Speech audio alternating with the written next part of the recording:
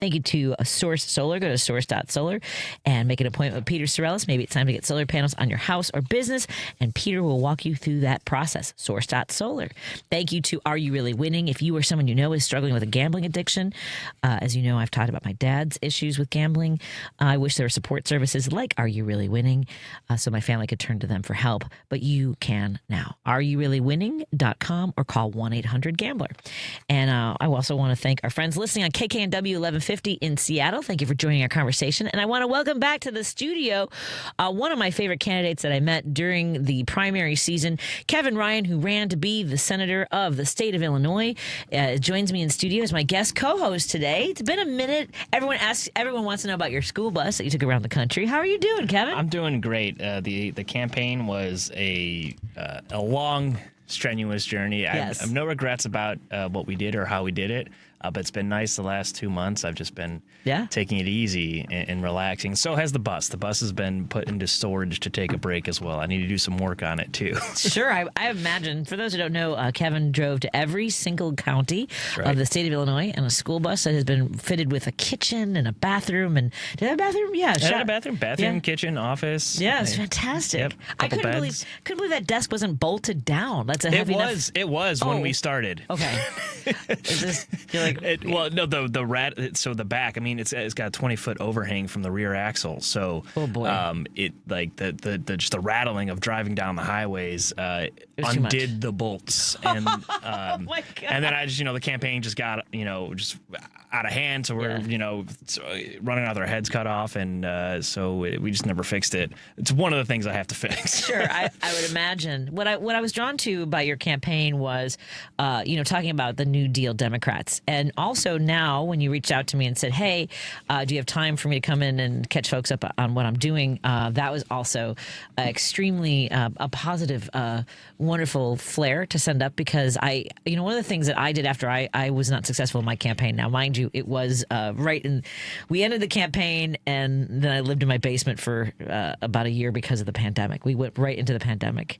The whole world shut down, but I wanted to find ways to continue to demonstrate why I ran for office, and I started different little programs. Like we had a thing called Neighbor Patty, and I volunteer still for the Jefferson Park Sunday Market, and we had like Zoom interviews of small business owners to uplift and support the people in our community during the pandemic.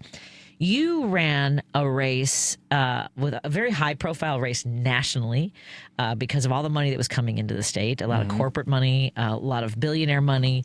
Of course, Juliana Stratton, Lieutenant Governor Juliana Stratton, was successful in her bid in the primary and is now the Democratic candidate going into the general. How wild was it? I saw your post.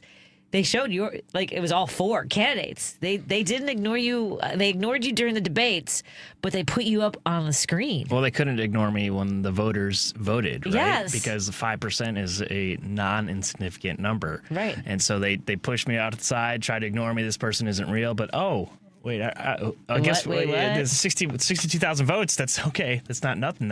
Right. Right. That's fantastic. So thank you for running. Thank you for the message that you were delivering. And thank you for asking to come back and talk about what's next. First of all, when you talk about relaxing, I saw, again, a lot of great photos of Chicago area, including some Cubs games That's as right. well. Yeah. I live right next to Wrigley Field, and they have a pretty good military discount. Oh, nice. And they're having a pretty solid season. It's unreal. I mean, the NL Central it's like watching playoff baseball. Anytime there's an NL Central matchup, it's incredible. And like the streak, 15 games at Wrigley Field. I mean, it's incredible. They've had 2 over 9-game streaks. It's crazy. They just dropped. I think they just dropped one after 10 yesterday, right? Yep. Which is fine. It's okay. In baseball, come on. I mean, it's crazy. Okay, so first of all, let's revisit who you are, Kevin. You're a veteran. You're a teacher.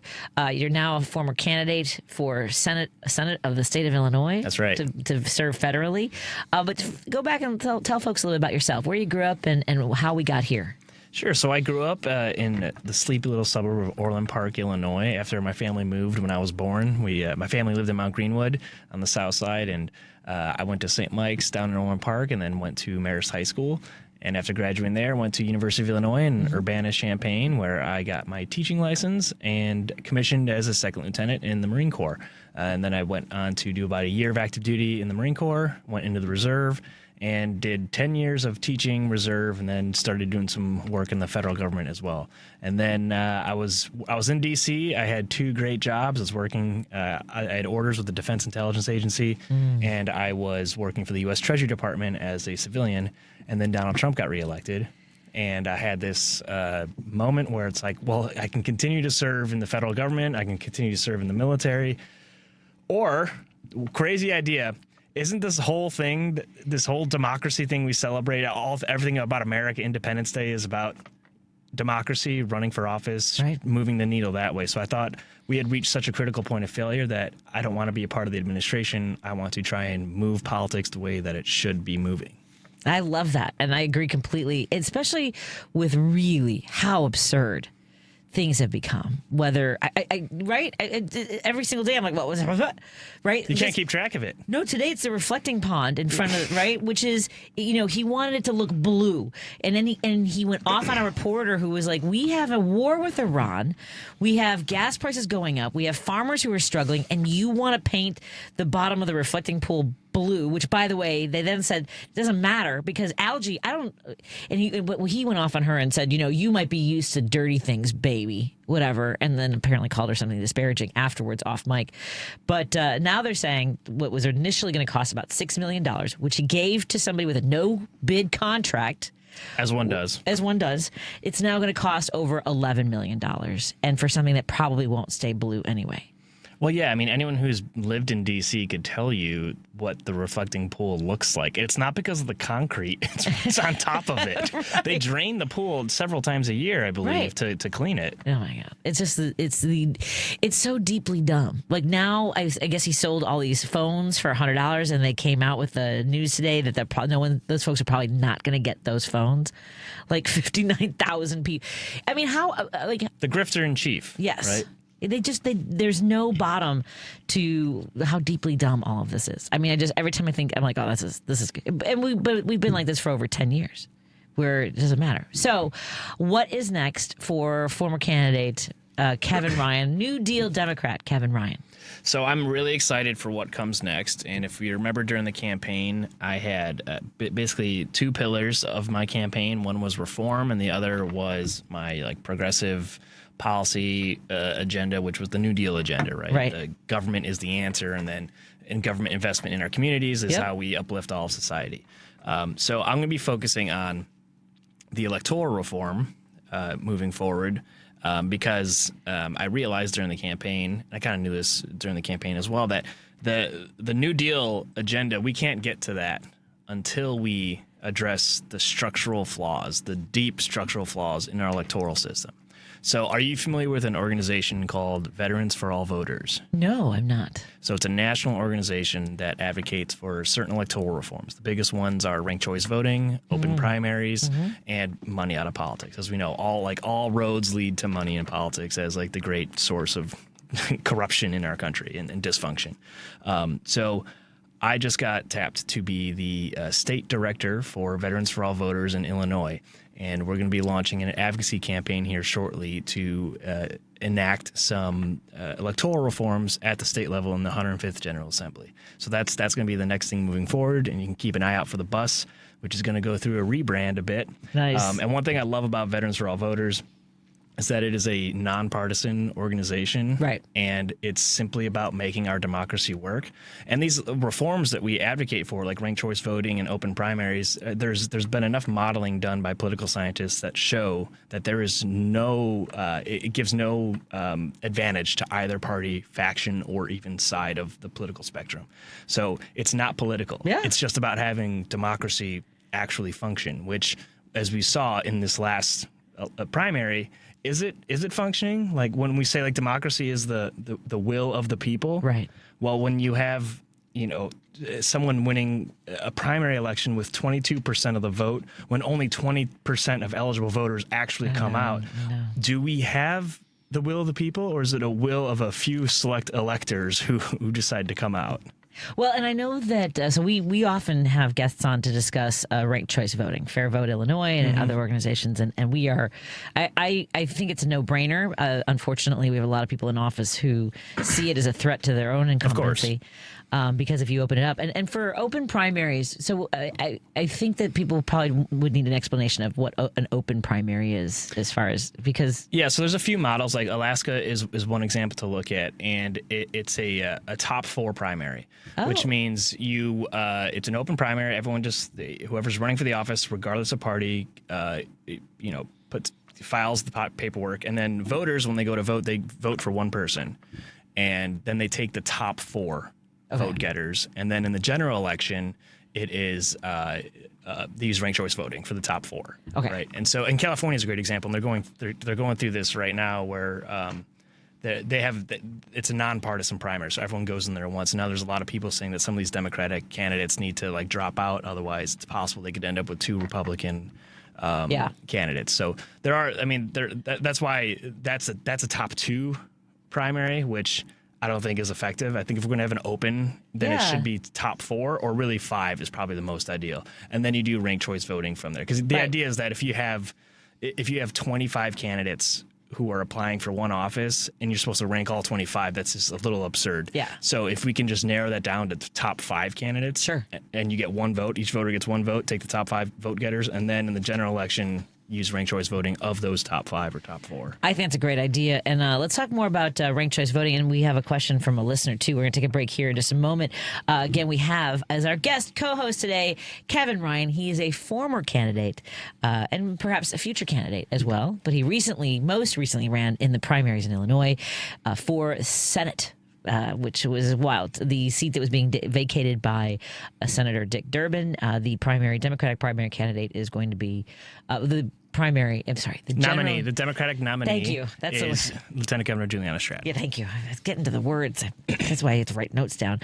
Coming up at 5:45, we're going to have Joyce Mahoney on to talk about memory care. She is the regional vice president at Belmont Village Senior, and that's coming up at 5:45. I know a lot of us have been talking about, how we age and care for the people in our lives. So it's coming up at 5:45, and then coming up in the last hour, in the last segment of the show, we'll have a national. Wait, hold on a second. We're going to have it's National Hospitals Week. We're going to have that conversation coming up at 6:45. Let's take a break here. We'll take your phone calls and your texts at 773. Thank you, Paul.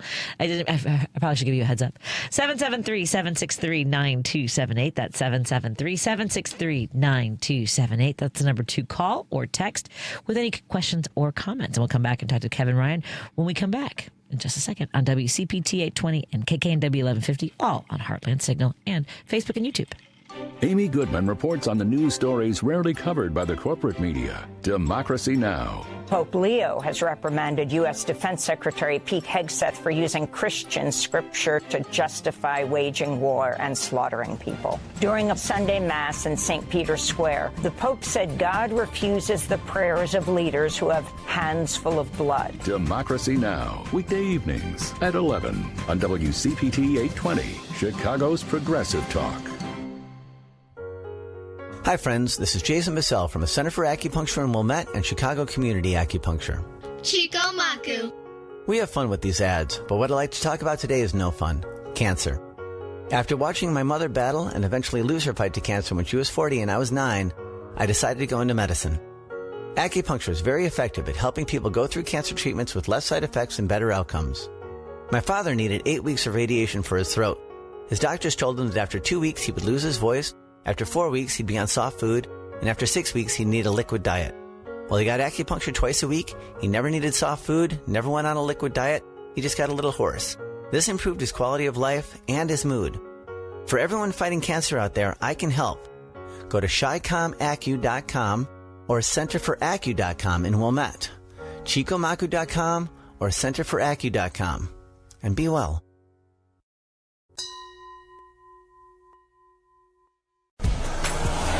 There are 1,000 ways to say it. Nope. Knock it off. Shut it down. Dream on. No dice. Give it a rest. Not a chance. Or just... All text. You focus on the road. As a passenger, you have the power to prevent an accident. There are 1,000 ways to stop a distracted driver. Choose one. A message from CTIA. Alexa, play WCPT. WCPT from TuneIn. If you're listening to this station right now, you've definitely heard my voice before. Hi, I'm Hawk. And I'm Pete. And we're with Source Solar, your local source for solar. Source Solar is Chicagoland's premier solar installer, providing solutions for over 1,000 homeowners and business owners across Illinois and Iowa. With over a decade of industry experience and deep roots here in Chicago, we have the expertise to help your transition to clean, renewable, resilient energy. We can guarantee that we save you money day one without any out-of-pocket cost to you. This means you have an instant ROI, instant payback, and can save money to add to your bottom line day one. At Source Solar, we source everything as local as possible, meaning we always carry the Made in USA sticker. Find us online at www.source.solar. Stop in our office at 5710 North Northwest Highway or give us a call at 773-985-3992. And don't forget to ask for Hawk or Pete.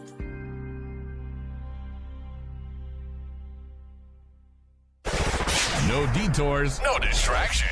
Just bold ideas and real talk. This is Driving It Home with Patti Vasquez.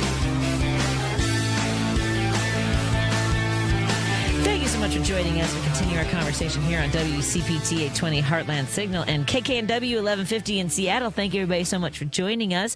In studio, we have with us Kevin Ryan, who recently ran for the Senate race here in Illinois, the seat that was being vacated by Senator Dick Durbin. And the Democratic nominee is Lieutenant Governor Juliana Stratton going into November's general election. And Kevin reached out to me. I want to talk about the work that he's doing now with Veterans for All Voters. I should probably write that down. Veterans for All. And the website? Yep, veterans.org. Excellent. And you said this is a nonpartisan organization. And I think that, because veterans have such a wide, we sort of think of veterans as a monolithic group, that they're all conservative. And I think that more and more, first of all, we're hearing more veterans become vocal. We know that our very own candidate, the nominee for the rep seat in Illinois, Demi Palachek and Dylan Blaha, both recently were arrested in the Capitol, protesting the Iran war. And I think that people who serve in the military have a keen sense of what it means to be the ones literally on the front lines of our democracy, right? Yeah, I think there's also some interesting data points out there that veterans are the veteran community is one of the few communities that still has robust trustworthiness amongst the American population. And that's why it's important, I think, for veterans to step up and use that trustworthiness. And that's why I love Veterans for All Voters, because we're not advocating for policy changes on the left or right side of the aisle. We're advocating for the democracy that we risked our lives for to work. Like, how can we just sit back and say, oh, I'm willing to die for the United States of America, but I'll let democracy wither so that those in power can stay in power at the expense of governance, right? Yeah. And I mean the idea, by the way, we don't live in a democracy is what they would say. We live in a republic, Kevin. Yeah. A democratic republic, but sure. Well, I mean, a republic is a form of a democracy. Right. It's so freaking fracking exhausting. Okay, so I want to come back to ranked choice voting, because there are a lot of folks who, it's not a lot, but I think it's still confusing for folks. And there are people who have different challenges for it. But I think, to your point about it, not just the open primary aspect of it, but also like leveling the playing field. Right, because you're less likely to just run on negative campaigning. Totally. Right. So negative campaigning is incentivized by first past the post voting, which we have. Which first past the post means you just have to get the most votes. That's a critical difference between ranked choice voting. Ranked choice voting, you have to get a majority of votes. Right. So across all 10 open seats that Illinois had in the Democratic primary, not a single candidate in a multi-candidate with over 3 candidates won with over 50%.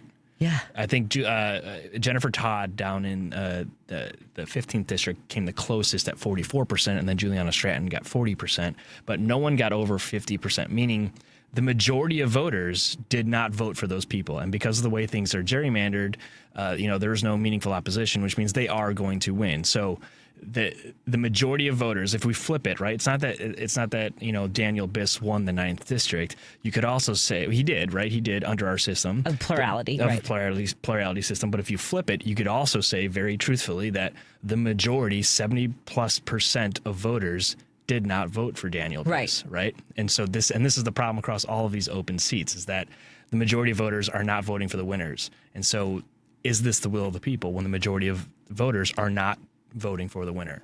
And I think that ranked choice voting then, because people feel as though their voice is being directly, incorporated into the voting system. Your vote isn't wasted. Exactly. Right. So I think that would chip away at the apathy of the 70% that isn't showing up. Right. And there's plenty of evidence where, like, we saw when ranked choice voting was implemented in Alaska, voter turnout started to increase rapidly because people feel like their vote actually matters. Right. Because it does. It matters more, right? I'm very grateful of the 62,000 people who voted for me, but their votes did not affect the outcome between the top two, Juliana Stratton and Raja Krishnamurthy, right? And so, empirically, those votes were wasted, right? Because it didn't affect the top two. And that's what always happens in plurality voting. If you're not voting for one of the two top candidates, you're effectively wasting your vote, or it's going to a spoiler candidate, stuff like that.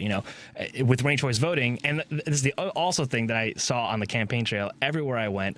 A lot of supporters. I didn't really get any negative feedback about what I was advocating for or how I was advocating for it.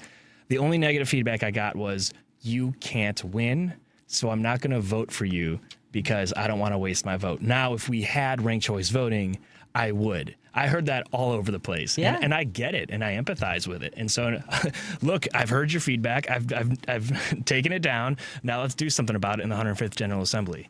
Well, and I also think there's this idea that people had, especially when Robin Kelly and Juliana Stratton were running, was, it's, the two black women are going to split the vote.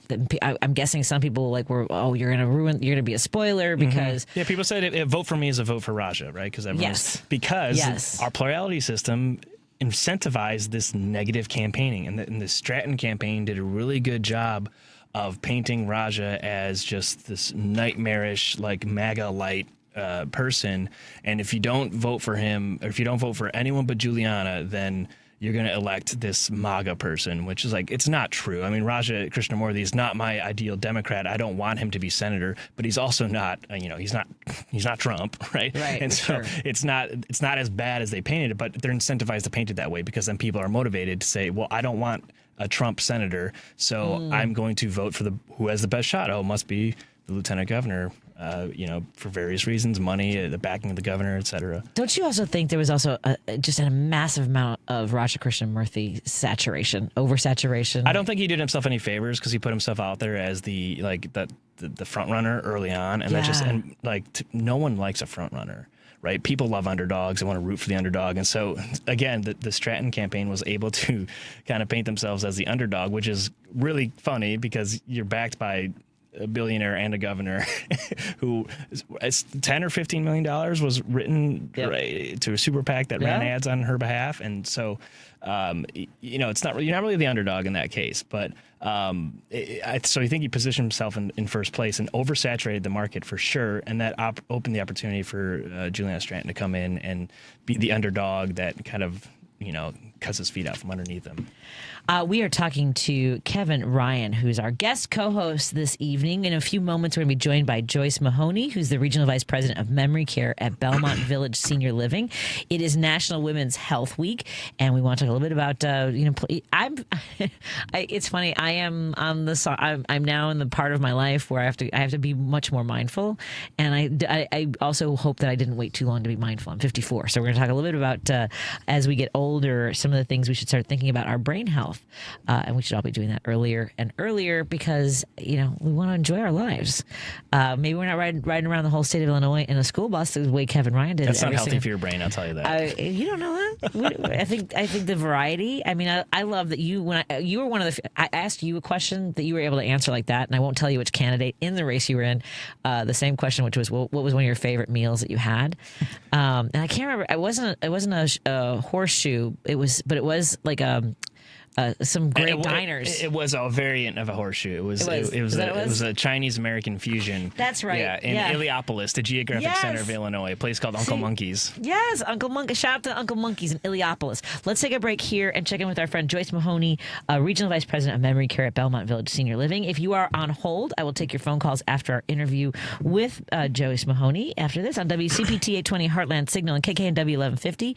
If you have any questions for our guest coming up about memory care, Please call or text at 773-763-9278. That's 773-763-9278. Our conversation continues in a moment on WCPT 820, KKNW 1150, live on Facebook live stream and YouTube, Facebook, YouTube, and also everything. If you miss a single moment of the conversation or want to go back and listen to it again, all of our shows are podcasts at heartlandsignal.com or wherever you listen to your podcast. More after this.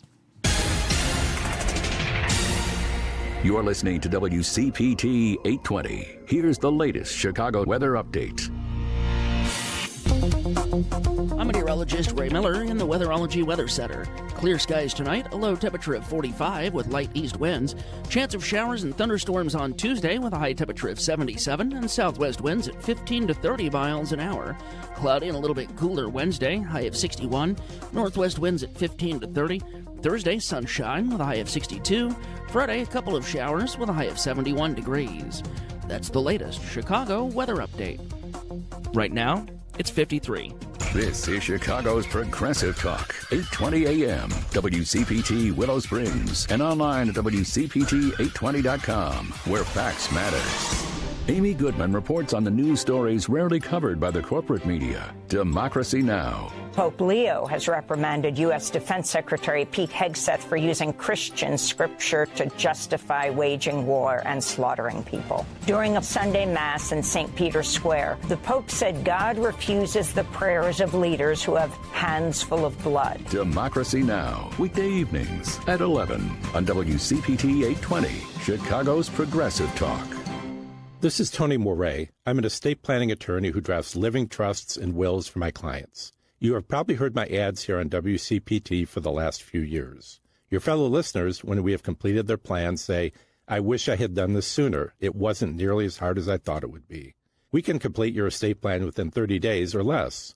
There are certainly decisions that need to be made, but my 30-plus years of experience will help guide you through this process. There may never be a perfect time to start, but whenever I'm asked when is the best time, my answer is always the same. Now is the best time, while it is on your mind. Being able to tell your family that you have an estate plan in place, that all the details have been taken care of, will be a great relief to both yourself and those you care for the most. Our initial consultation is without charge, and there is no obligation. My phone number is 847-996-0496, and my website is moretlawoffice.com, spelled M-O-R-E-E. I look forward to speaking with you. Chicago's Progressive Talk, WCPT 820, where facts matter. No detours, no distractions. Just bold ideas and real talk. This is Driving It Home with Patti Vasquez. Thank you so much for joining us as we continue our drive home. Joining me in studio is my guest co-host today, Kevin Ryan. He is now with Veterans for All Voters, and we'll talk more about that. Is it veteransforallvoters.org? That's right. Website. We'll talk more about that in just a moment. Right now, we want to turn to our guest who joins us on the line. Joyce Mahoney is the Regional Vice President of Memory Care at Belmont Village Senior Living. It's so great to see you. I've never seen you before, so hi. Oh, thank you for having me this evening. Absolutely. So Kevin Ryan and I, he's a younger man than I am. I believe in your 30s. Is that accurate? That's right. All right, then. He should start now. We should all, wherever you are, first of all, I think the most important thing is it's never too late. It's probably, we're talking about starting now, but also knowing that it's never too late, right? For memory health care? That is true. Yes, absolutely. Absolutely. Starting earlier than better is definitely the best choice. When we take a look at brain health in women and in men, but I know we're celebrating National Women's Health Month, brain health is definitely a concern that comes to us later in life, but we need to start thinking about it much, much earlier because it begins to matter really early to mid-adulthood, even sometimes even earlier than that. Sure. So again, the earlier we start, it's going to affect us decades later. So better now than later, for sure. Well, and the thing is, as a Gen Xer, these stories and these, I don't know how much you're on social media. I think Kevin's probably on more than, probably not more than me, because I scroll a lot. But we see all these things about Gen X, right? That we're the feral generation that we were. But the thing is that we were very active. I mean, the whole, come home when the street lights come on. I mean, we were outside. I get sad in my neighborhood that I used to run up and down these streets and I never see kids outside. There's a lot of less screen time. Do we know yet, like, how much of an impact that might have? Well, as opposed to being, a little more active and getting out there more. I think one of the myths too is thinking that screen time is social time. But again, when we talk about connection, being social together, it's about the human connection. It's not over a screen per se or sitting on your phone. It's really that human social connection that is going to make the difference. But we have the tendency to not take that time to actually connect one-on-one with people or even with a group of people. That's the difference. That's the key difference. And so we need to carve time out in our lives to actually really socialize one-on-one with people or with a group of your best friends. That's ideal. And we're also like, there's so many experts on social media. So you'll get folks who talk about taking supplements. They'll talk about, listening to all the different things. But I think there are ones that grab my attention. One is resistance training or some sort of learning to develop your body also develops your brain or protect your brain, doesn't it? Mm-hmm. Absolutely, it does. In my words, movement is non-negotiable.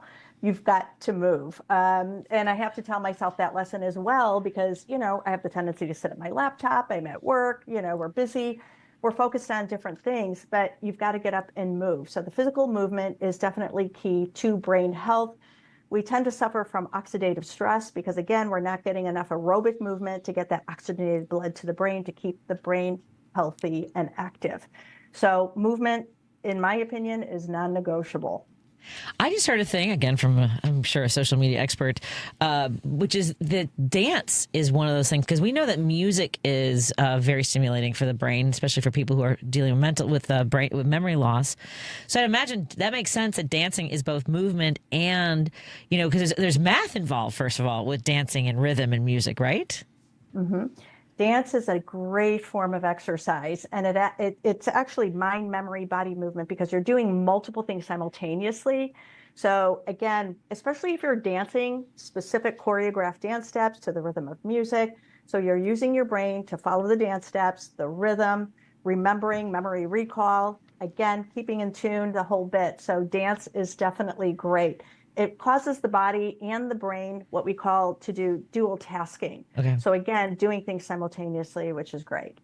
I have did you ever have a Wii, Kevin? Did you ever use a Wii? I've used one. I never owned one. I actually have Wii still, and I have Dance Party, like about 3 or 4. I love to dance, but I have not been dancing as much as I used to. And plus it's good for your mood and for your brain. Mm-hmm. So I'm gonna break that bad boy out and start doing some Dance Party again. I'm substitute teaching right now, and I just substitute taught at a kindergarten classroom at Hamilton Elementary. Okay. And the one thing that would just get them to those little kids to be quiet was putting on Just Dance, and they would it's like this YouTube video, and they mimic. It's kind of like Dance Revolution. Yes. And it's so funny too, is just seeing a whole classroom of kindergartners that are doing these movements in unison. But yeah, I think dance, there's some power to that. Yeah, I agree. Is there a lot of dancing going on at the Belmont Village Senior Living?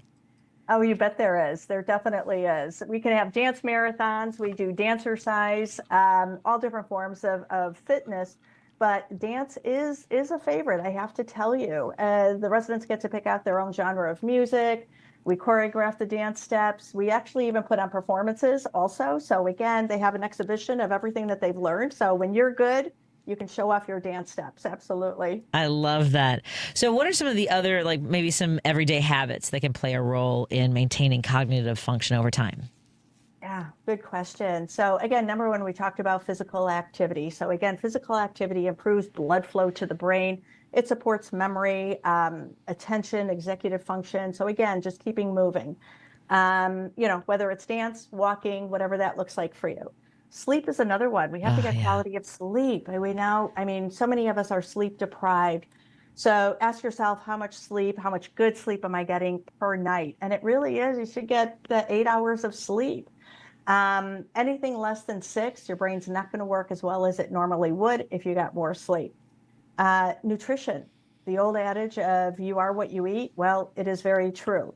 So if I can tell anyone, if you had the choice to eat something on any given day at any given time, choose something that comes from the ground, a bush, a tree, or a vine. So foods that are in their most natural form.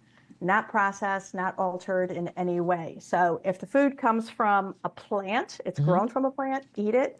But if it's manufactured in a plant, a factory, stay away from it. Well, I have. What about you? So you said the ground. Okay, you go ahead. You were about to say something else. I cut you off. Go ahead. You continue. Oh, that's okay. Yeah, the ground, a bush, a tree, or a vine. The other thing is mental stimulation. So again, exercise your brain in fun ways. Work out puzzles, Sudoku, crosswords. Learn a new language. Learn a few new words in different languages. So it challenges the brain to learn something new. And again, it's that social engagement. It supports emotional health, and it also actually reduces isolation, which actually can be a really great precursor to cognitive decline. Do you speak more than one language, Kevin? Well, I speak American English and British English. I lived in the UK for a year. He says aluminium, apparently. Is. Do you speak? Are you practicing these things, Joyce? Are you speaking more than one language? I'm learning Spanish. Oh, good. I am learning Spanish. So a few words here and there. I work with a lot of colleagues who do speak Spanish, so I have to brush up on it myself. So that's my challenge. Well, I'm the same. My mother's from Mexico, and I'm not fluent. But it takes, I think, visiting someplace as well, which is another thing. Like taking, whether it's like trying new things in your community, maybe an art gallery you've never been to might be a good stimulant as well, right? Museums. Parks seem like a good way to keep yourself, like trying something new is supposed to be great for your brain.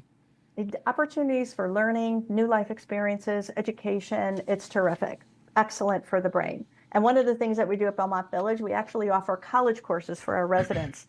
So they're constantly learning something new. And again, the topics are varied and they're quite interesting. So yeah, and you're never too young, never too old to stop learning. Absolutely. Now, we often talk about sandwich generation, which are caregivers who have both children and an aging parent.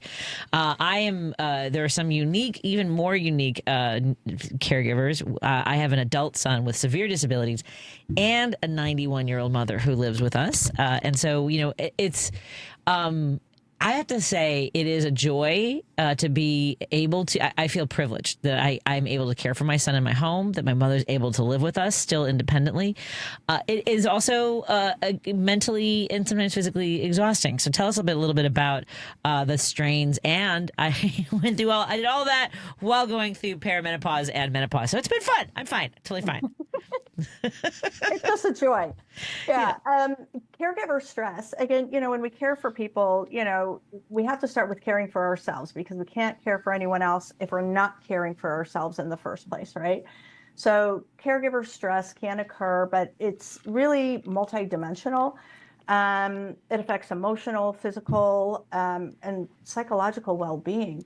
And so it's a very multi-layer approach that is very essential. So regular interaction, we need to strongly, interaction with people, the socialization, the physical stimulation, cognitive stimulation is everything that we have to do because all of these things linked together is a very strong link to improve resilience and to manage any kind of stress, whether it's from caregiver stress or something else. So we want to build our resiliency to all of this so we can continue doing what we need to do for our friends, for our family members, and whatever that looks like. But we need to regulate that, and sometimes we don't do a very good job at that. And so, like I said, we need to put ourselves first, make ourselves a priority, and then we're going to be our best for someone else when we're providing that caregiving. But again, keeping that movement going, because again, it's going to reduce some of that stress, and really kind of taking that load and that burden off of us from an emotional standpoint. So that's essential. It is, it's an interesting time to be alive. I believe, again, from my social media experts, I think it's like 10,000 people are turning 65 years old every single day now. Is that the number that sounds familiar to everybody? It's something wild. I mean, like what I'm saying is that boomers are going to be, in a position where they should want to seek out perhaps memory care or supportive living at some point, right? Plan now. What I'm saying is plan now. At 65, you feel great. So that's also a good time to say, hey, what are my, what does the next 10, 20, 30 years look like, right? Don't let it sneak up on you is what I'm saying. Absolutely. I would have to say prevention is more effective than intervention.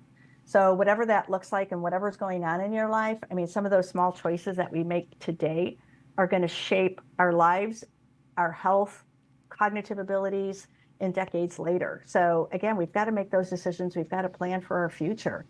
And again, sometimes we put that off because we're feeling well right now. Yeah. Oh, I'm healthy, I'm fine, I'm feeling great, I've got a lot of energy. But then all of a sudden the day comes where, something happens and there's an urgent matter. And then it's not too late. It's never too late to make some changes. It never is. And they don't have to be monumental changes. They can be small changes, but they need to be consistent with those changes. So it becomes more of a lifestyle. But again, you got to make the changes right now. You got to make some of those choices and those decisions, plan for the future, and keep yourself as healthy as you can now. And as the daughter of somebody, my father was a heavy smoker and had at some points in his life been a heavy drinker as well. It's not just, because you want to be around. It's because the people around you who love you, who want you to be able to make it to see your grandchildren or other events in your lives. So I guess that's part of it too. From a daddy's girl who wished my dad had been around a little longer. We fought a lot about the cigarettes, but really it was about how much I loved him. And so just think about that part too, don't you think? Absolutely. Yeah, we want to be around for the people that we love. Be around as long as we can. I tell my family I plan on being around for a very long time, to be a ripe old age, well into my 90s, I hope, knock on wood. Hey. But I want to be as independent and as I can and continue to do the things that I love to do. I don't know if my mom's listening, but one time I said she's 91. She's 91 and a half. I think when you hit 90, you get to use the halves again, like when you were a kid. Yeah, I think that's fair. Like with months. But my mom's from Mexico and she was walking up the stairs. She goes, "How much longer do I have to do this?" But she was kidding. It's just the stairs and it was cold out. So folks can go to Belmont. Is it BelmontVillage.com is the best place to go for more information about the work that you do? Absolutely. Excellent. Joyce, always a pleasure to catch up with you. Again, we've been talking to Joyce Mahoney. She is the Vice President of Memory Care at Belmont Village Senior Living. Again, go to BelmontVillage.com to learn about their programs, about the residences that they have throughout the Chicagoland area and beyond. And always great to talk to you. Looking forward to the next conversation. Okay. Thank you, Patty. Thank you so much. It's a pleasure. Thank you. Let's take a break here. We'll continue our conversation with Kevin Ryan, who recently ran for Senate of Illinois, to be the senator in D.C. for the state of Illinois.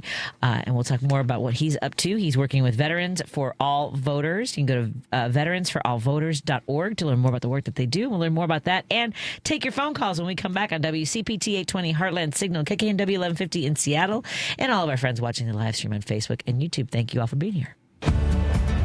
You know the national parks, but you may not know that they're supported by a strong foundation. A foundation for the future. We are the National Park Foundation. And together with your support, we are building a bold future where national parks are vibrant, protected, and welcoming. Today, tomorrow, forever. Donate at nationalparks.org/foundation. Mom was always very organized. But my sister and I noticed she started to forget things.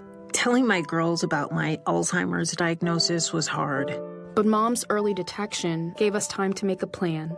My sister and I were there for Mom and each other. If you or your family are noticing changes, it could be Alzheimer's. Talk about seeing a doctor together. For more information, visit alz.org/time to talk. A message from the Alzheimer's Association and the Ad Council. This is a WCPT Moment in Labor. On March 25, 1911, in Manhattan, a fire at the Triangle Shirtwaist Factory killed 146 workers, who were mostly women.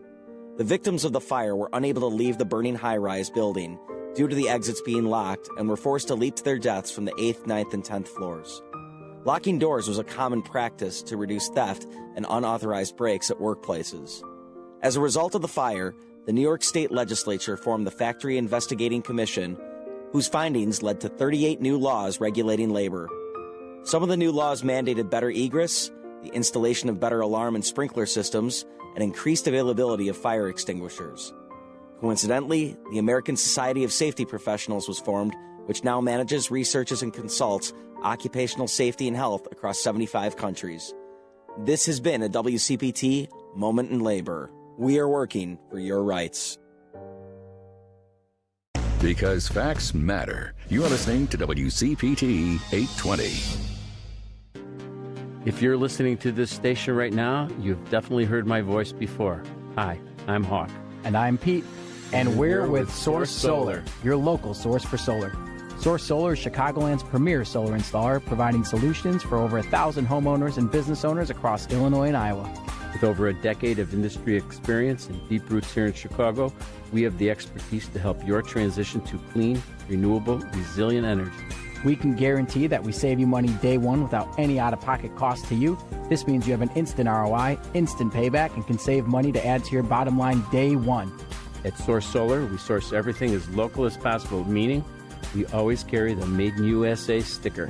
Find us online at www.source.solar. Stop in our office at 5710 North Northwest Highway or give us a call at 773-985-3992. And don't forget to ask for Hawk or Pete. You're listening to Driving It Home with Patti Vasquez. Thank you so much for joining us as we continue our conversation. Joining me in studio is guest co-host Kevin Ryan, who will be here when his schedule allows, because right now he's working with veteransforallvoters.org is where you can find out more information about his work. Veteransforallvoters.org. They are working towards ranked choice voting, open primaries, getting money out of politics. I'm missing one. Was that everything? Those are the major ones. Major ones. There's some other technical minutia we could get into, but those are the top. Yeah. Those are the ones that people grab onto most easily, I think. Mm-hmm. I'm a big proponent. I'm a fan of ranked choice voting. I know we have a few legislators in Illinois, including Representative Cam Buckner, State Senator Laura Murphy. There's a few in the General Assembly who are inclined to be helpful. I'm working on that. There's quite a few. In fact, a newly elected, the Democratic nominee, Patrick Hanley, also used to work for Fair Vote Illinois, which is the organization that we're partnering with to advocate for ranked choice voting in the 105th General Assembly. What's he the Democratic nominee for? Which race? The district for Laura Fines. Okay, so up in the North Shore. Yeah. Excellent. Because I know Daniel Biss, obviously they passed ranked choice voting in Evanston as mayor. Yeah. Let's get to our phone calls. Jim, it's the first one out of the gate. He's always the first one to call in. He's got on speed dial. Hey, Jim, what's on your mind, my friend? Hi, Betty. Hi, Kevin. I'm a little disappointed in the Iranian counterproposal. It didn't include a ballroom. I thought the Iranians deserved a ballroom. They could dance their troubles away. And, talking about the New Deal, what's missing in politics are good social workers. You remember Frances Perkins was a social worker from New York. Yeah. Harry Hopkins was a social worker from Iowa. FDR put Hopkins in charge of doling out the money. They used to criticize him because he played the horses, and he go, you never had money of your own, Harry, and you're giving out the money. That's tough. And Francis had a health plan, about 7th or 8th on the list, and they didn't get. They would have gotten to it if FDR hadn't died. But the strange thing about healthcare is even Nixon. Yeah. Not even Nixon was working on a healthcare plan, and he couldn't figure it out. He actually burnt them in the oil a few times trying to work it out. But what's crazy about that administration, Nixon, was universal health care was on his desk to sign. Yep. And Phyllis Shapley scotched the deal. Now, think about this. What if that would have been in 1974, 3, whatever, before they kicked him out of office? Think about how it would have freed up so many people to follow different career paths and Patty, you could choose a job you like. If you didn't like a job, you get quit. Yep. I mean, that's the whole not just deal. Not like. I want to say something, not just not like, but I mean, I've been in jobs where I have been the target of sustained and aggressive sexual harassment and not been able to do anything. And there are people who've texted me about their toxic work environments where they're just afraid to do anything and just continue to be miserable and exposed to, whether it's office abuse. There's a lot of emotional abuse that happens in workplaces, sometimes physical. It's beyond just like not even being unhappy with the work you're doing, but also like really being challenged to maintain your mental health. Right, and if somebody is using extortion, you might as well say, over another employee. Yeah. I mean, there's nothing worse than that. I mean, my God, I don't care. Well, yeah, but I mean, the person has to be I don't want a dirty rat because my God, he's working. We're all working there. We're all waiting for Friday for the check. But anyway, but. Back real quick. The ballroom for Pete's sake, he wants. Remember, he was going to pay for it. He was going to pay for it with his wedding, with his honeymoon money, and so on and so forth. Now they want $1 billion out of the taxpayers' hate. They got enough nerve, the Republicans, to figure out somebody to get it through the bill. Jim, are you trying to tell me that the President of the United States lied? Did he ever tell the truth? I don't think he ever. Remember, whoever his lawyer was Cohen. Remember Cohen? He defended McCarthy, and Cohen would tell you to your face, "You lie until they, until you yell uncle." You just lie until you can't stop lying. Well, because going back to always going to prove. Go ahead. Well, Jim, going back to your point about social workers, I often said this on the campaign trail as a teacher myself. If we had a majority of teachers in Congress, we would have already passed universal health care. Yeah. Right. We would do the things that we need, and universal health care would just solve so many of these problems. Right. Think about how many people talk about not leaving work. How many people don't leave work, their job, because they need health care. Well, absolutely. Yeah, and you're in the trenches, Kevin. I mean, that's when you're in the trenches with kids and people and parents, and you see exactly what is lacking and what would support these. Give them a decent chance for a few laughs in life. Yep. Anyway, Kevin, what were you going to say, Pete? No, well, I was going to say, do you notice how it was going to be $200 million when it was him and his donors, but when it's the taxpayers, it's $1 billion. Just so happens. Not for nothing. He wants it out of our hay. He wants it out of our hay. Exactly. Not of those idiots that are betting on the futures in the oil market. I mean, if we're using company money, we might as well. Yeah. Right. Anyway, you guys have a great night. Exactly. Thank you. If you are on hold, we're going to take your calls after the break because I don't want to squish you into a hard break here at the top of the hour. We're in studio with guest co-host Kevin Ryan, who recently ran to be the senator of Illinois to represent us in D.C. And I honestly, you mentioned that you were proud of. I mean, I think running for office is one of the greatest things I've done in my life. I appreciate that you're showing up and continuing to do the work. Right? Yeah, I mean, I knew this from the beginning that it was a long shot. This campaign, right? I'm not delusional. I don't have delusions of grandeur. I knew this was a long shot campaign, but I also knew that if I ran a campaign, even a campaign that lost, it could still be successful if we do it the right way. And so we did it the right way, and we got enough people excited enough to vote for me that we're going to take that momentum and we're going to keep moving it forward. Excellent. We'll learn more about the work that they're doing at Veterans for All Voters. You can go to veteransforallvoters.org.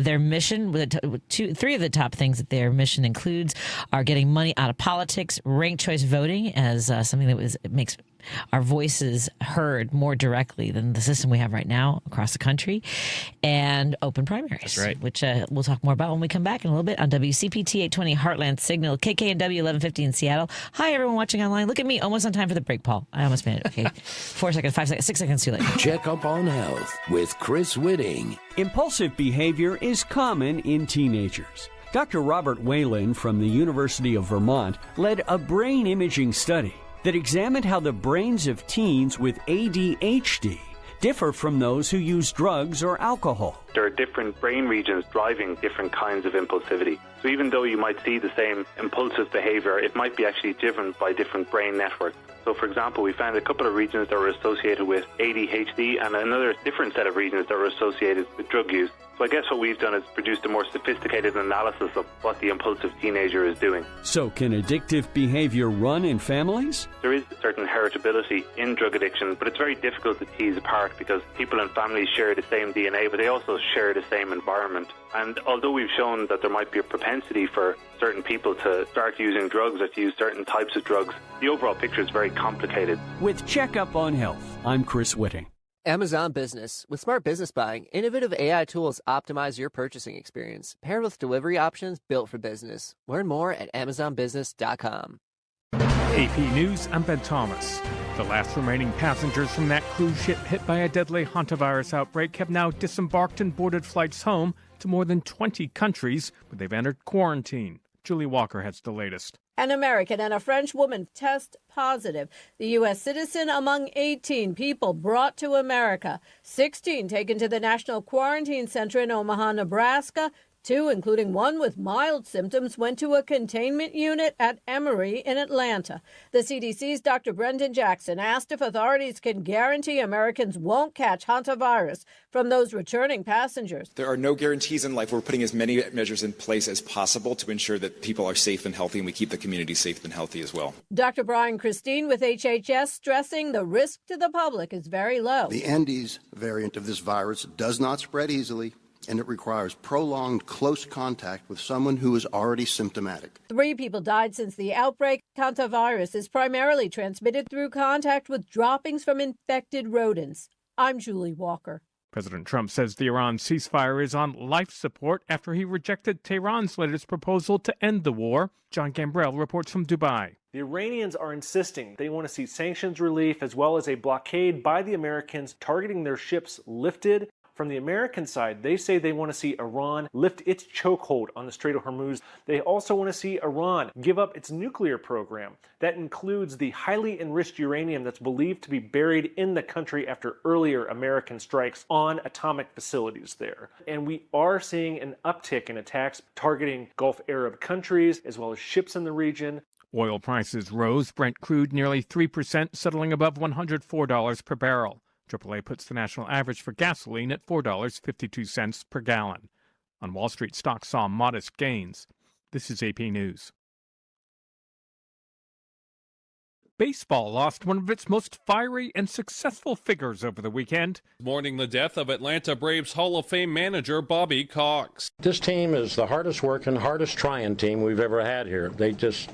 it's easy to say they never quit. There was no quit in them in April. The Braves said Cox died Saturday in Marietta, Georgia at the age of 84. Cox managed the Braves to prominence during the 1990s and the team's first championship in 1995. He took over a last-place team in June of 1990, and the next season led the Braves to a worst-to-first finish. That was the start of a record 14 consecutive division titles. I'm proud of the team. I told them that a little while ago. They've come a long ways with this team. Cox retired after the 2010 season. They played their hearts out, and I'll miss them. I'm Gethin Coolbaugh. The latest at apnews.com. I'm Ben Thomas. Thanks for listening. This is 820 AM, WCPT Willow Springs, and streaming worldwide at WCPT820.com. We are Chicago's progressive talk, where facts matter.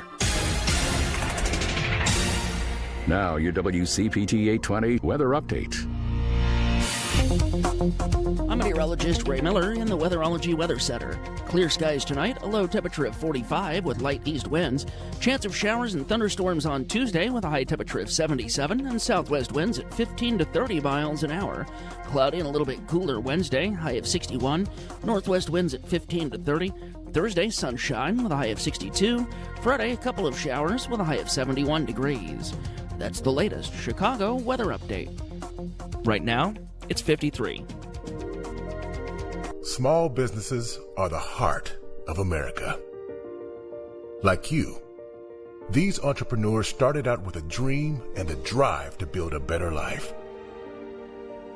If you have a small business idea to grow or challenge to face, you don't have to go it alone.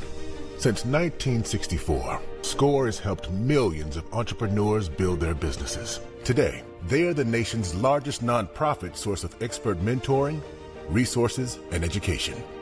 Whether you're starting out, building back, or have worked at it for years, SCORE will match you with specialized mentors.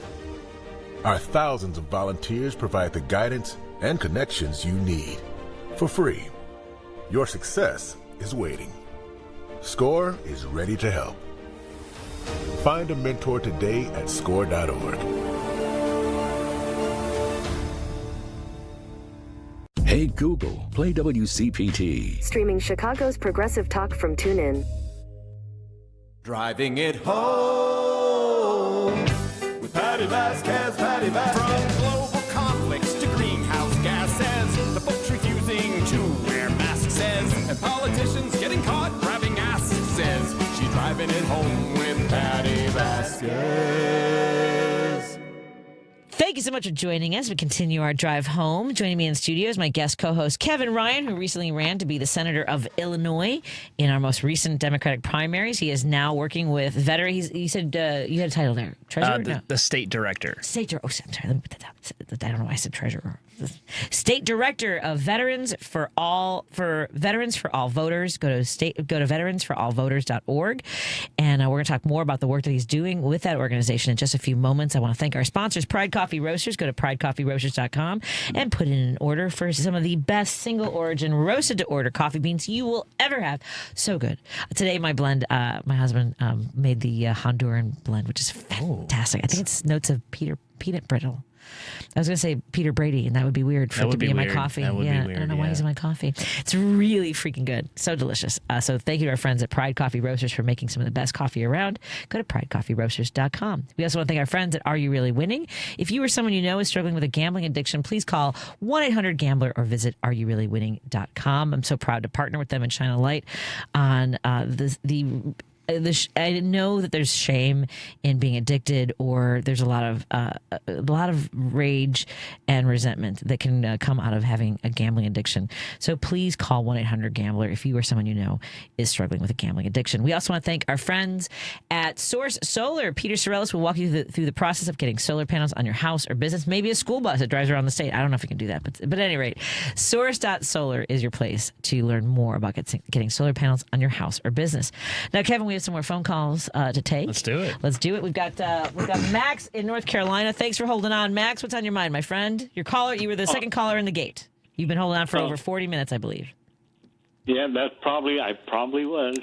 And you know what? I was really holding on just to actually tell you I hope you had a very happy Mother's Day. Oh, it's very kind of you. Thank you.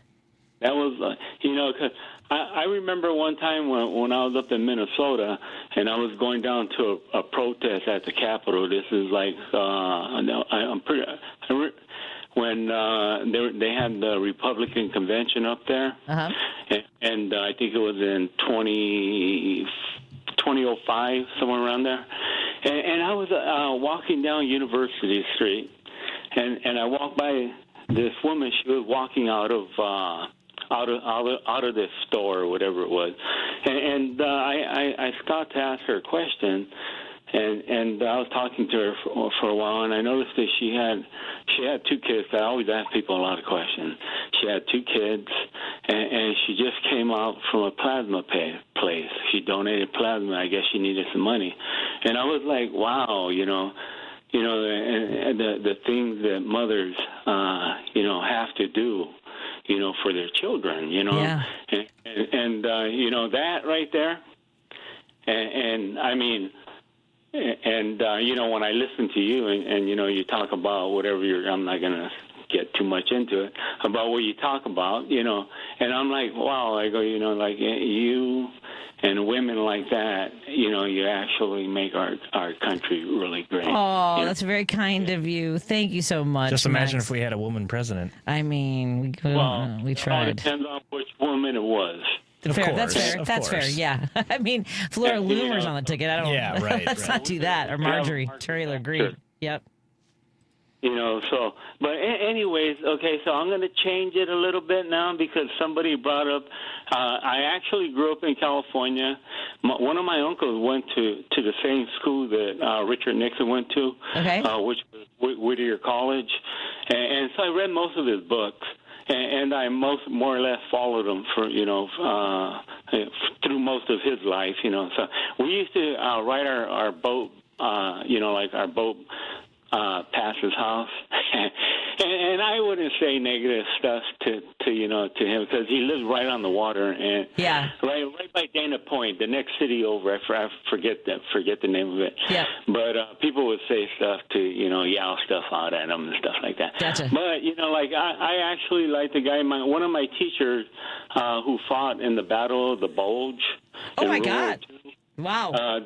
That Richard Nixon used to deliver groceries to his house, his grandmother's house, when he was like around 11 years old. Oh, that's and wild. when I was I used to go to downtown L.A., and we used to go get our Christmas tree at the railroad tracks, so that was like the cheapest place to get it at. Yeah. And we used to drive up there, and Richard Nixon actually used to this is back in the 30s when he used to go there. He actually used to go over there, and he used to pick the groceries that he would shop, that he would sell at their store. He would actually go over there and buy them. Max, so, you have taken us on quite a journey at all of these reflections. I'll just say one other thing is that, because it's just that somebody brought up the bill that he had, and the thing was, yes, that was a bill. Oh, the universal health care bill. We needed to connect that together for our listeners who are just joining us. Yes, that he had that on his desk.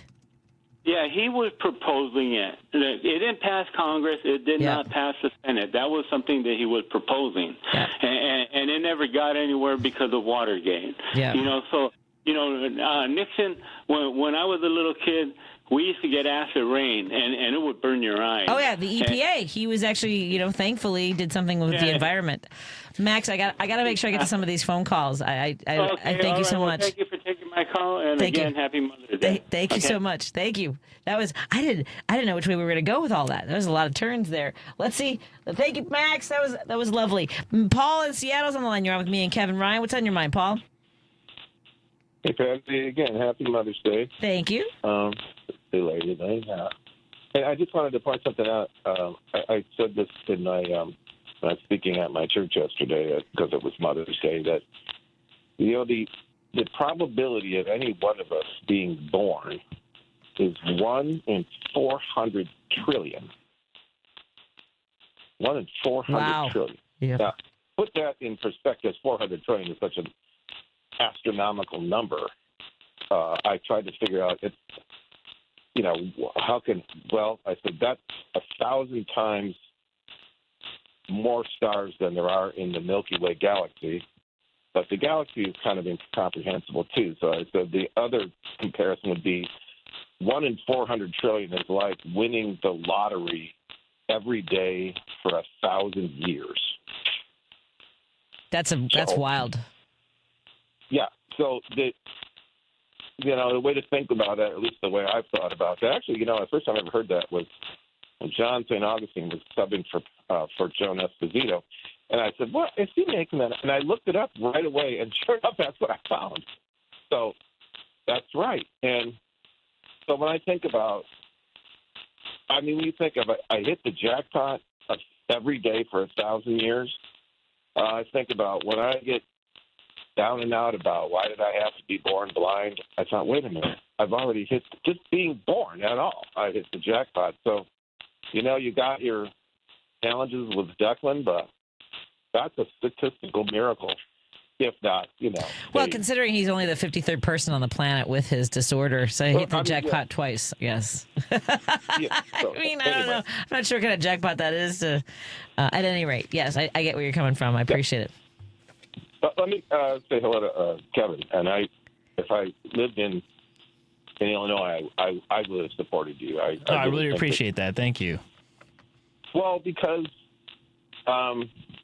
you're the one who has the open mind in terms of looking at new ideas. And we're talking about it here with ranked choice voting.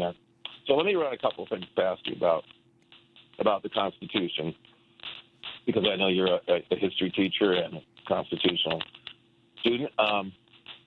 There are 7 amendments in the Constitution that end with the words, Congress shall have the power to enforce this article with appropriate legislation. Those are the 13th, 14th, 15th, 19th, 23rd, 24th, and 26th Amendment.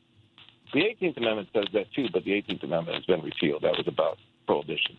But the other 7 all have to do essentially with citizenship, equal rights, and voting. The 13th and 14th are prerequisite to the 15th Amendment, which is the voting amendment. So in 1965, albeit 95 years later, the Congress passed the Voting Rights Act. Right. To enforce Article the 15th Amendment. Well, if the legislators in Alabama have their way, they want the Supreme Court to overturn the 14th Amendment. I don't know if you saw this little video go viral. I mean, it's also like the amendment that I advocated for on the campaign trail to get money out of politics is to overrule Citizens United and Buckley versus Vallejo. It would end in the same language because it would just have to say that it is constitutional for the federal government to legislate spending limits and to eliminate super PAC spending. So not only would we need the amendment, we then need the appropriate legislation to come afterwards. Yeah, but here's where I'm going with these words. The Congress shall have the power. First of all, shall is an absolute term in law. Shall have the power. So what this means is, to me, when it says Congress shall have the power, that doesn't just mean Congress can enact legislation. That's redundant. We already know that. So what it says to me is that when Congress enacts legislation that requires, again, the signature of the executive to pass that legislation, that is not subject to judicial review. In other words, the two proactive branches of government, the Congress and the executive, have acted, and it is not for the passive branch of government the Supreme Court to come along and play the Marbury versus Madison card and say, "Oh, we don't." Okay, so here's the thing. Now you could say, "Well," and I thought of this. Well, maybe Congress could rewrite a new Voting Rights Act and fix whatever the court says. Well, good luck with that. Good luck with anybody with any sense of urgency doing that.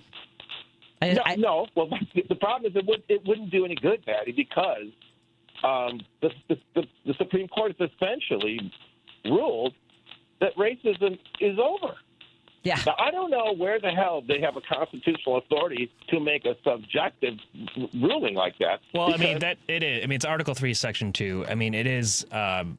It is one of the short sights or shortcomings of the framing. Article 3 is definitely the weakest part of the Constitution because of the broad powers it gives to the judiciary, and not even like just. A lot of intricacies there, and it's mostly founded by case law, as you know, Marbury versus Madison, is asserting itself. But it does have, it does have its origin from the Constitution, and so that's why the judiciary is considered that co-equal branch of government. But that's why we just need to make sure that we are exercising the other checks and balances, because the one check that is not being asserted is holding the judiciary accountable through impeachment of people like Clarence Thomas, who clearly violated ethics, or amending the Constitution to overrule Supreme Court decisions. Those are the checks so we only see the check of the Supreme Court checking laws passed by the Congress and the president. We don't see the Congress asserting its check over the judiciary, because at the end of the day, when we count all the cards, Congress, Article 1, has the supreme power. They have the power to do it. There's no check on Congress like Congress has on the presidency and the judiciary. The problem is you need Congress to act in unison to do it. What? I mean, think about the War Powers Resolution. They passed that over Nixon's veto. Yeah. Right? What an incredible thing. Like, they're actually standing up to their president. We could have a Congress do that right now, but instead they're just going to acquiesce. Yeah. Thank you so much for calling, Paul. I've got to run to the break. Let's take a break here. We're in studio with guest co-host Kevin Ryan. He's former candidate for senator to represent the state of Illinois and D.C. He is now the state director of Veterans for All Voters. Go to veteransforallvoters.org to learn more about the work they do. We'll take more of your phone calls when we come back on WCPT 820 Heartland Signal, KKNW 1150 in Seattle. And hello, KTNF AM 950 Minneapolis, St. Paul as well. WCPT Replay. Speaking with Wendell Young, the vice chairman of the Chicago Wolves, and he is the newest inductee in the 2026 AHL Hall of Fame class. There's one goalie in particular that I think you had a front row seat for history, and that's Manon Rayum when she became the first female NHL player in that preseason game. I walk into the rink, and Phil and Tony Esposito, and they're kind of talking. They're like, we got to put Manon in. Everyone's here. The rink is packed. All the media's here. But what happens if she plays bad? And I go, this is your worry? They go, you're going to play the first 2 periods, Wendell. She's going to play the third. And I go, you're going to let her sit around for 3 or 4 hours, worrying, being stretched, warm up, and then tight, and then have to go in and waiting for that. I go, start her. If things don't go well for her, I go 10 minutes in. I said, I'll go in and just say that was our plan. We're just splitting the periods. Then I go, that's your out. So she goes in and plays unbelievable. I go in and the rink starts chanting, put the girl back in. Keep listening to WCPT 820 because facts matter. I've tried everything to stand out at work. Donuts, a company coffee blend, even dressed as the company mascot for Halloween.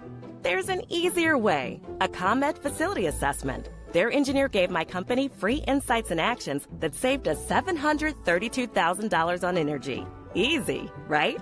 Learn how ComEd can help you save at ComEd.com/facility assessment. ComEd, powering lives. Savings will vary based on customers' usage and rate. Imagine home. The smell of coffee, the sound of a lawnmower, the sun's warmth on your face. Free to be yourself, surrounded by love that helps you grow.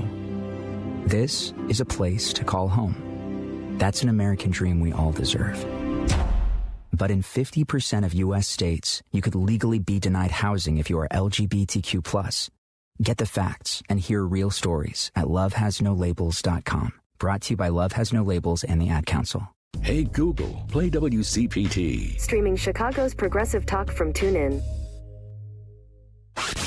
You're listening to Driving It Home with Patti Vasquez.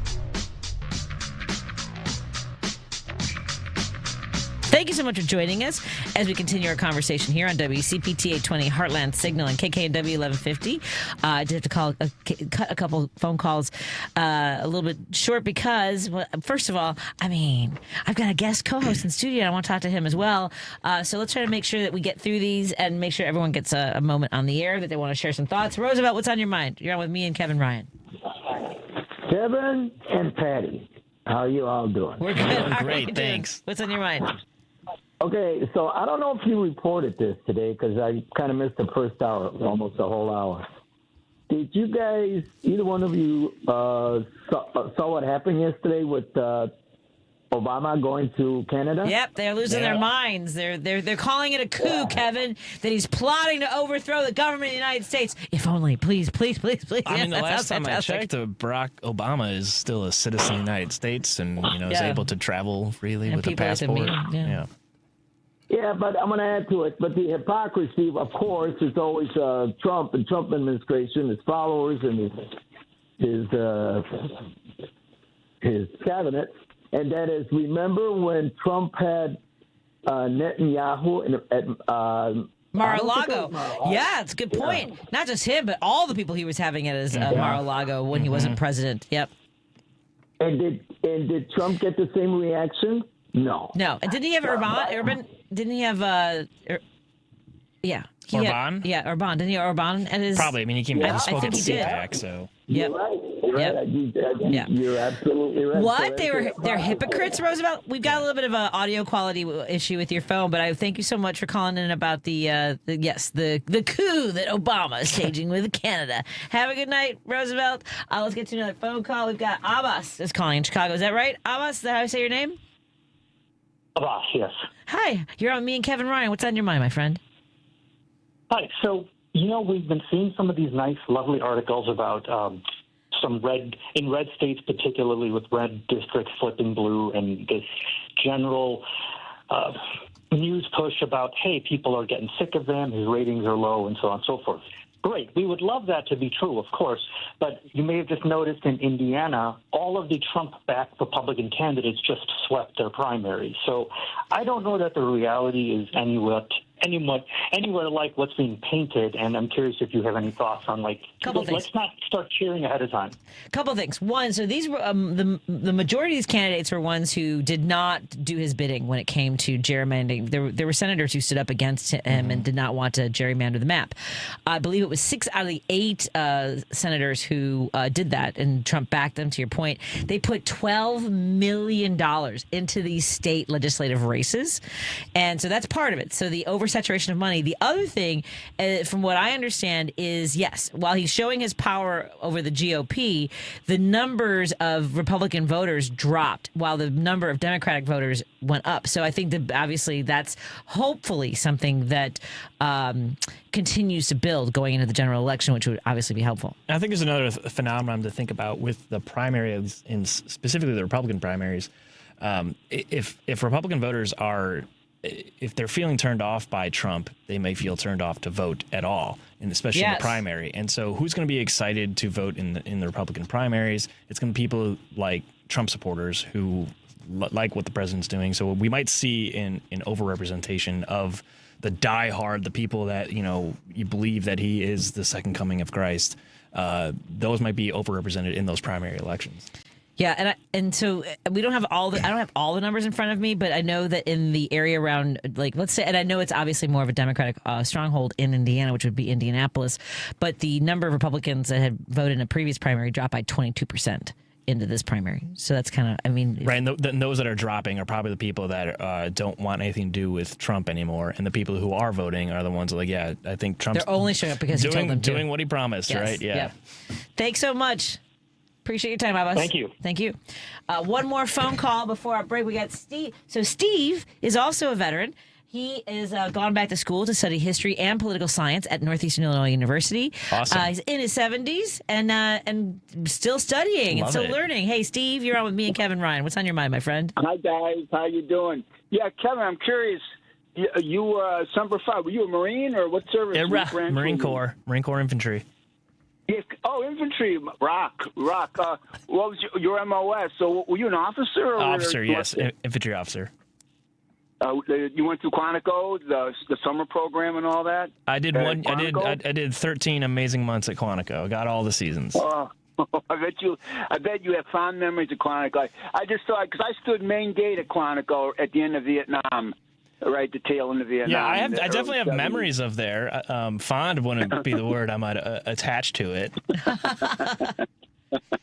Where'd you get your undergraduate from? I'm curious. The same that Patty got hers. ILL. I. Oh, there you go. Very good. Well, Semper Fi. I was just curious about your career. Were you at Pendleton or Lejeune?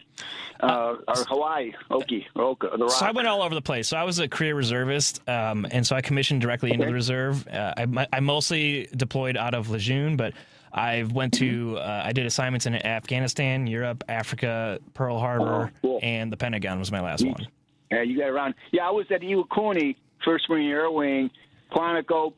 I stood main gate at Paris Island my last couple months in. Yeah, so that's very good. Well, very good. Well, good luck. I look forward to your career and see where you go, and I'm with you. I appreciate that. Semper Fi. Thank you. Semper Fi. Take care. I had the honor of doing Educators Week at the Recruit Depot in San Diego. Oh, so very cool. I got to interview a lot of young men. It's all men that train, as you know. I don't tell you, but I'm telling the audience. One of the things that struck me that I will never forget was, because they're right next to the airport right there. And so a lot of these, there were a couple of things I'll never forget. One was, we talk about how this is a way out of poverty for a lot of young people. One recruit said that it was the first bed they ever had on their own. Like they either shared with other family members or slept on the floor. And the other was, this is something that I was really surprised at how honest, not the recruits in the moment, but the folks, the men who had already gone through training and who had been several years removed, said that when they would hear someone whimper or cry in their bunk, they felt relief, one, knowing that they weren't the only one, because they could hear the plane taking off. They were thinking, I wish I was on that plane sometimes. And they said, one, that they weren't the only one that felt that way, and that they weren't the one crying. Yeah. But you always want to be in the middle of the pack, right? Yes, you never want to be the only one. But I don't think people understand, that they only eat with one hand was one thing that I was. Patty, this is something I still find myself doing. You keep one hand down. You're supposed to put your left hand on your thigh. Yeah. And I notice that happens sometimes when I'm eating, and it's weird. Because how many is it? 6 weeks or 8 weeks? I can't remember. For 8 recruits, weeks. It's 8 weeks. So we were there at the Crucible. So we were there when they all got their pins, Anchor Globe and Eagle Globe and Anchor. Eagle Globe and Anchor. I can never remember I have the video. I should show you the video sometime, because WGN did a fantastic job of basically documenting this moment. Now, did you have to do the Crucible, or as as officers go through different training, so we have something similar to the Crucible, but it's not the same.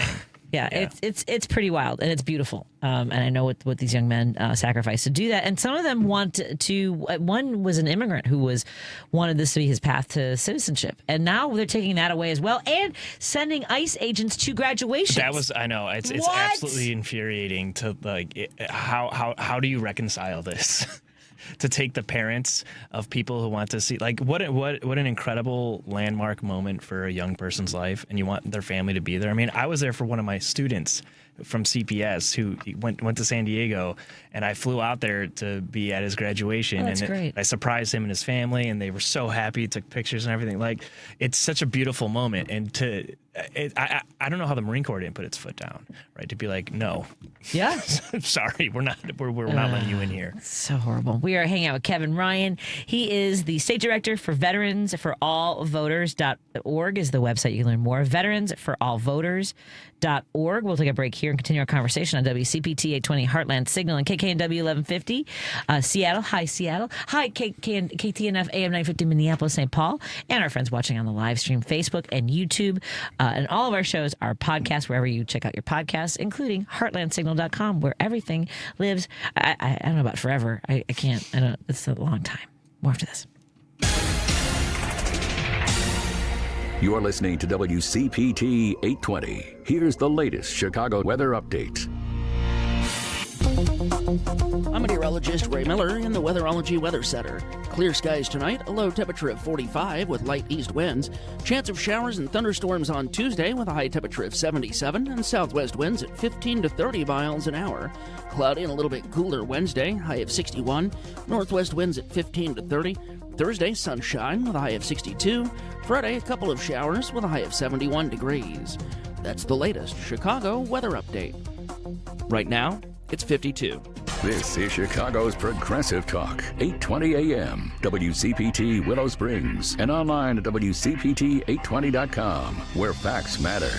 Today, 1 in 5 working-age Americans has a mental health condition. People in all types of jobs and at all levels. And the key to helping us succeed is a supportive and inclusive workplace. All of us have a role to play in making that happen. So what can I do to help? As a CEO, I can set the tone for supportive culture.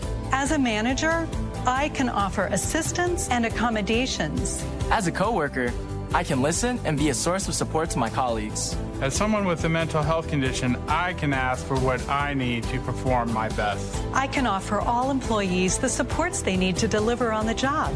For the team and for the business. What can I do? What can I do? What can I do? I can remind others that we all benefit from workplaces that promote good mental health. Mental health-friendly workplaces are more important than ever. And all of us have a role to play in promoting them. Learn more at whatcanyoudocampaign.org. There are 1,000 ways to say it. Nope. Knock it off. Shut it down. Dream on. No dice. Give it a rest. Not a chance. Or just all text. You focus on the road. As a passenger, you have the power to prevent an accident. There are 1,000 ways to stop a distracted driver. Choose one. A message from CTIA. WCPT 820, Chicago's Progressive Talk, where facts matter. You're listening to Driving It Home with Patti Vasquez. Thank you so much for joining us as we drive it home with our guest co-host, Kevin Ryan. He ran for senator to represent the state of Illinois in D.C.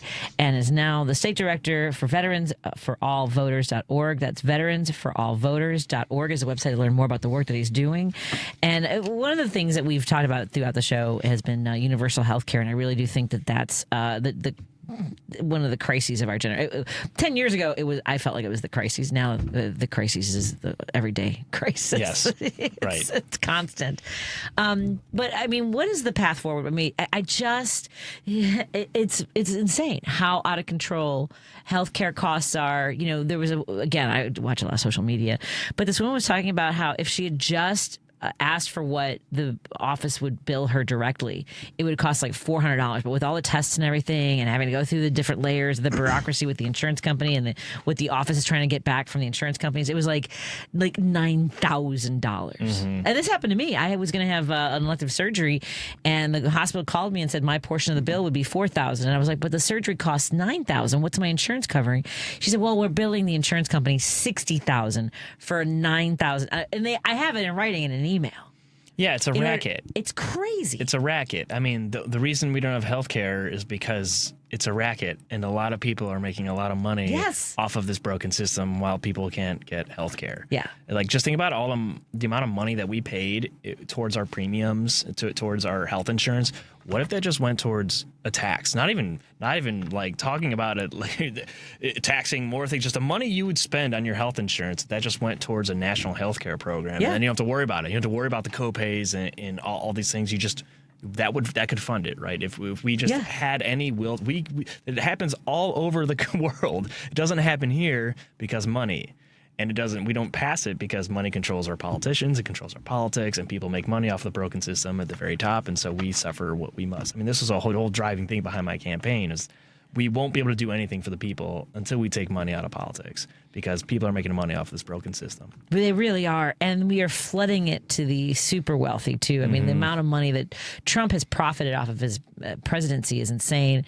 The amount of money that goes to people like Elon Musk and Peter Thiel and all these guys, the taxing the wealthy. I mean, we don't need more billionaires. This is not a sustainable system. It's insane that the fact that the very 1% are getting wealthier while wages are stagnating and costs are increasing, which means we are getting poorer effectively, and yet they're getting richer. It's happening in broad daylight, but nothing happens because those in positions of power in Congress, they care more about their own reelections than they do about making this system work, and that's why they spend their time fundraising with the donors and make sure they can buy the ads so they can win re-election, and nothing changes.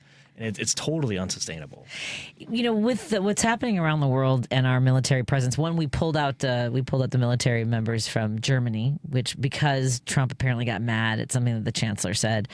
Is the chancellor of Germany? I think they have both. They have a mixed system. They have actually a very cool system that was built with after World War II with all these different forms of democracy that were already in place. Ooh. Really, German democracy. They figured really it out. Cool. Yeah. Well, you and I both study history, and I mean, how much seeing what happened in Alabama, Louisiana, Tennessee, the rush. I mean, like, how fast were they able to act when the Supreme Court said, you can go ahead and eliminate black representation?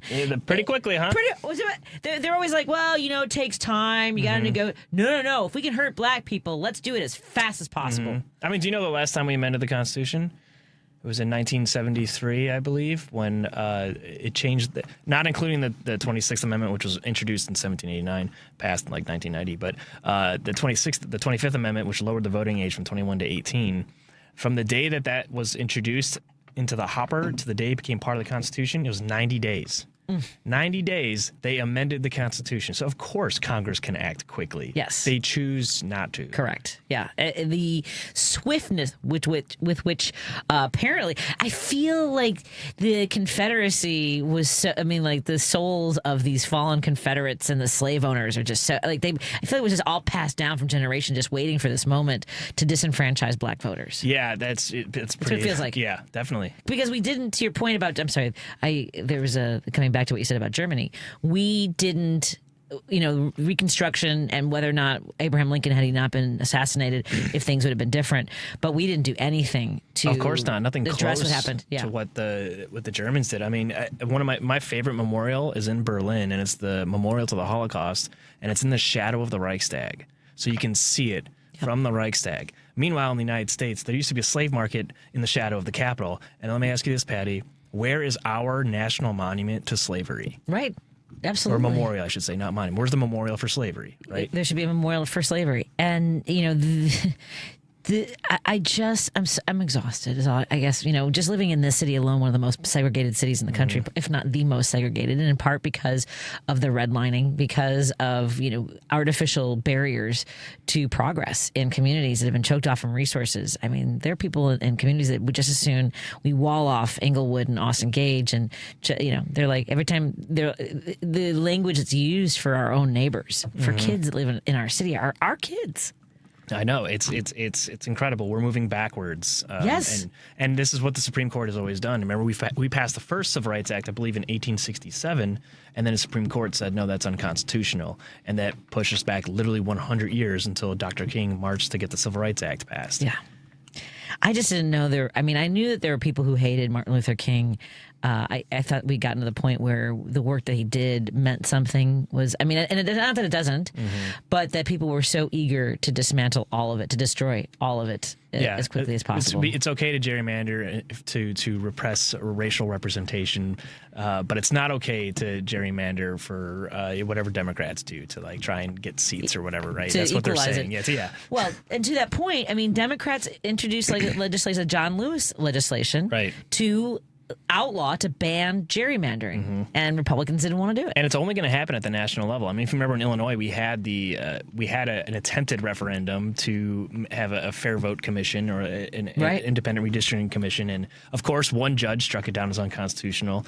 But if Illinois did it, that doesn't mean anything if Tennessee and Texas can do it. So we do need national legislation to stop this. Yeah, it's I don't want it either. And at least, one thing that the Democrats are trying to do when they have these gerrymandered maps and when they have people vote for it is it has an expiration date to the next census. Right. It's essentially intended to get us through all of the retaliation that Trump is trying to exert on the country. Right.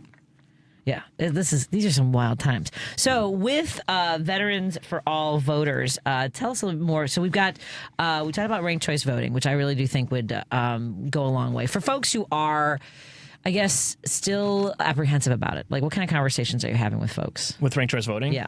The only people I've met that are apprehensive about it are elected officials. So there's two answers I get when I ask someone, how do you feel about ranked choice voting? And it's like, obviously, yes, we need this. And the other answer is, what is ranked choice voting? And so that's part of the mission of Veterans for All Voters in Illinois, is to educate and socialize what ranked choice voting is, to build a popular support so that we can support those legislators who are going to be introducing it in the next session. And because once we introduce it to people, once we tell them what it is and how it affects our elections and our democracy, of course they get on board, because it's not the perfect system, but it is a much better system than the plurality method that we use today. Yeah, no doubt about that. And then money out of politics, right, out of elections. Well, that's the core of everything. It really is. The Citizens United, corporations are people, this whole mess. Are you familiar at all with what's going on in Montana, where they're trying to pass legislation as far as if a corporation is a person and their right to exist? There's certain states that are trying. Yeah, corporations exist at the state level. It's state law, right? And that's why all the corporations are based in Delaware, because they don't have to pay any taxes, right? But the Citizens United is not the only issue. And think about, there's so many races. Your race, right, wasn't affected by Citizens United. It was affected by Buckley versus Vallejo, which said that you can spend as much money as you want. So we used to have spending limits in 1974, the Federal Election Campaign Act, and those were struck down in Buckley versus Vallejo. So it's the spending limits is what we need. So you can only spend this amount of money in this race, and then pair that with a publicly funded option. Now we're off to the races with an actual democracy where we're choosing people on a level playing field based on ideas, not dollars. That is Kevin Ryan. You can go to veteransforallvoters.org to support the work that he does as state director for veteransforallvoters.org. Anything else you want to say before we go? Because we got to run. I just realized how long my interview is with Dr. Chris. The last thing I'll say is that we need volunteers, and we also need money to help us support our volunteers and our staff. So if you want to support us, you can send me. If you want to volunteer, you can send me an email at kevin@veteransforallvoters.org, kevin@veteransforallvoters.org, and reach out, and I look forward to hearing from you. Excellent. Thank you, Kevin. We'll talk to you soon. We have an interview coming up with Dr. Chris to talk about National Hospitals Week. More to this. Amy Goodman reports on the news stories rarely covered by the corporate media. Democracy Now! Pope Leo has reprimanded U.S. Defense Secretary Pete Hegseth for using Christian scripture to justify waging war and slaughtering people. During a Sunday Mass in St. Peter's Square, the Pope said God refuses the prayers of leaders who have hands full of blood. Democracy Now! Weekday evenings at 11 on WCPT 820, Chicago's Progressive Talk. This is a WCPT Veteran Minute. In the midst of World War II, a group of Native American soldiers known as the Code Talkers became silent heroes. The U.S. military faced challenge of secure communications on the battlefield, and these men, primarily from the Navajo tribe, were enlisted to develop an unbreakable code. Using their native language, which had no written alphabet, they transmitted vital messages that were indecipherable to enemy forces. The code proved to be an essential asset, particularly in the Pacific Theater, where it helped the Allies win crucial battles. The Code Talkers' courage and ingenuity saved countless lives and turned the tide of the war. Yet, their contributions remained largely unknown until decades later. The legacy of the Code Talkers stands as a testament to the strength, resilience, and invaluable service of Native Americans during one of America's most devastating conflicts. This has been a WCPT Veteran Minute.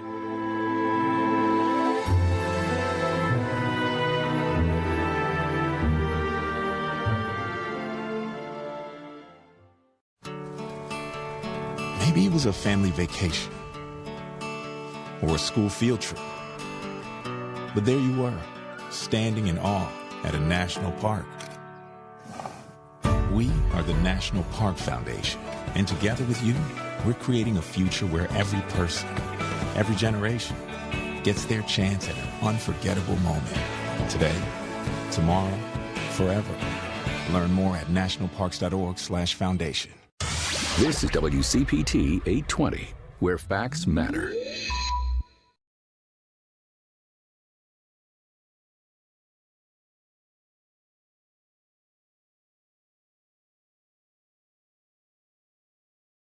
I am trying to run this this recording. Is that playing? Do you hear anything? Oh, sorry, everybody. We have a recorded interview with Dr. Chris DeRienzo for the National Hospital Week. Let me see. I can't get that to play. Hey, can you? Oh, it's the middle one. Patti Vasquez. Sorry, everybody. Where progressive talk fuels the ride. Thank you so much for joining us as we continue our drive home. I want to thank Kevin Ryan for joining us today.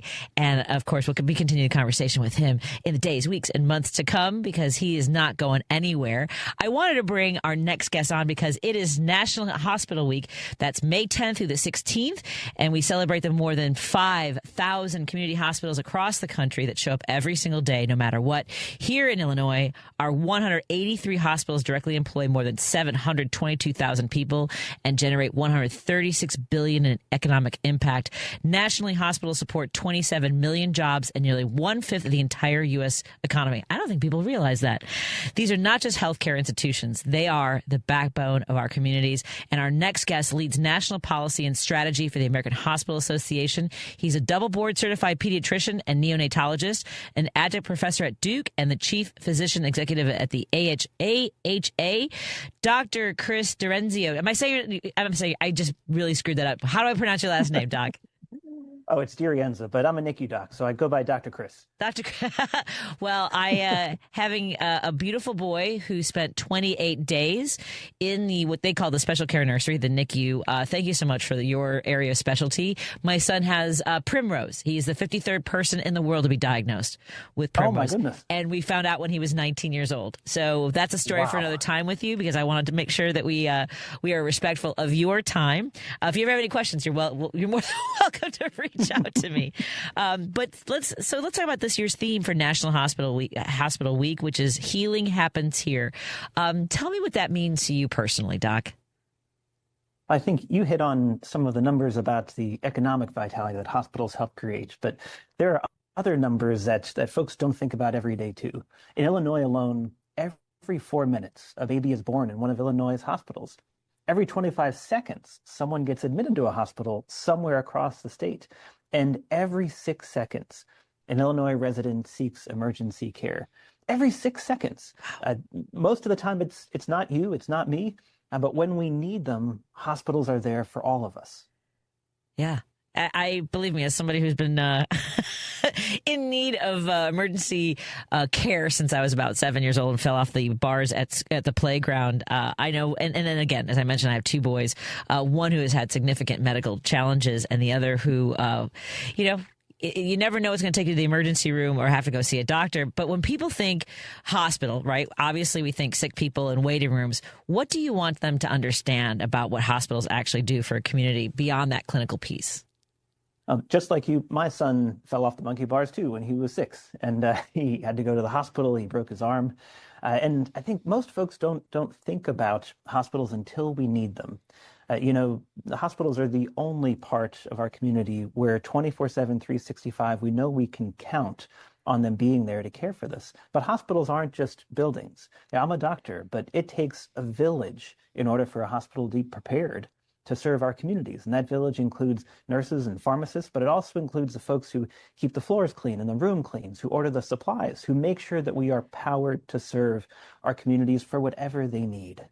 I couldn't agree with you more. I mean, I am so grateful. We have had the same family practitioner since the boys were little, so almost 17 years. I remember when he briefly left to be a sports medicine specialist and then came back because he missed it. He does both now. But we have been deeply tied to our community hospital for decades. It's where when I fell off the monkey bars, that's where I went when I was 7, and it's where I still take my boys when something happens. And I don't know that a lot of people have that relationship in their community with their hospitals, do they? There's sort of this disconnect, like you mentioned, isn't there?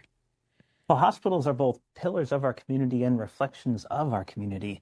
And you're exactly right that we don't think about them being there most of the time, but as soon as we think about them, that's exactly when we need them. Yeah. And this week is a chance for all of us to be able to say thank you, not just to doctors and nurses, but to all of the people it takes for that hospital to be there the minute you break your arm, or when a mom goes into labor, or when someone has a heart attack or a car accident.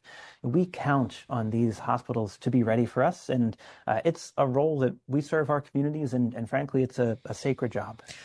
It really, I was just thinking about during COVID. So I used to work for the state of Illinois in the controller's office. And during COVID, one of the roles I had was researching and gathering data about how many beds we had in hospitals across the state, how many oxygen tanks were available, and one of the things that I'll never forget was how many hospitals there were that if there was a catastrophic event, like maybe a tornado or a massive car pileup, how challenging it was going to be.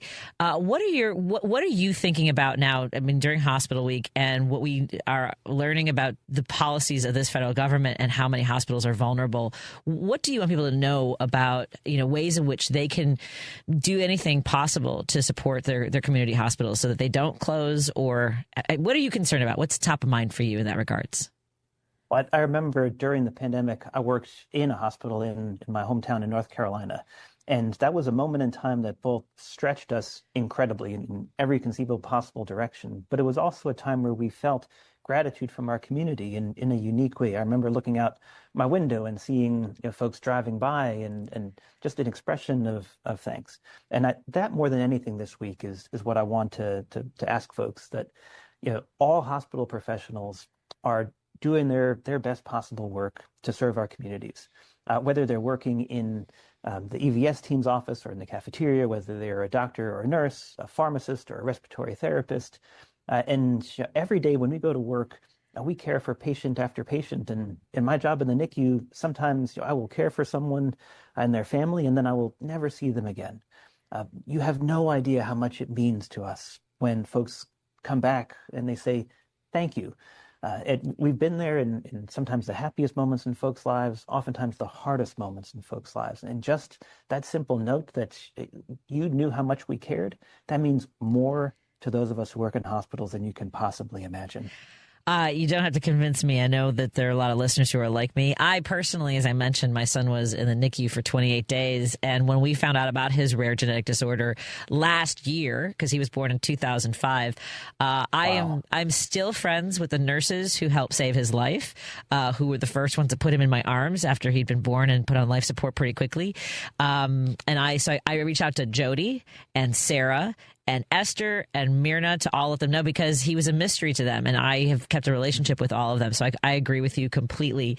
I'm so grateful for those nurses and for even the specialists who had the hard task of sharing scary news. I mean, it takes its toll on you guys, doesn't it? It's a tough thing to do, no question. I'm a neonatologist. My wife worked as an oncology nurse, and for clinicians to be able to do the job that we get to do, it really takes an enormous, like literally an army of people who are ordering the supplies, who are making sure that we have lights and power, who are helping keep the room clean. I mean, you name it. There are folks who are more invisible to patients, I think, than the care team is. But I want to make sure that people know without them, we can do our jobs. And this is a week where we get to say thank you to all of them. What would you say is one of the most interesting thing hospitals are doing right now to innovate under pressure? Things that maybe patients don't even know. Well, I'd point to Rush in Chicago as a terrific example at both ends of the age spectrum. You know, again, I'm a neonatologist. You've been in the NICU. The Rush team has this really special parenting class that engages dads in a very, very special way. And I've not seen one like it, frankly, anywhere else in the country.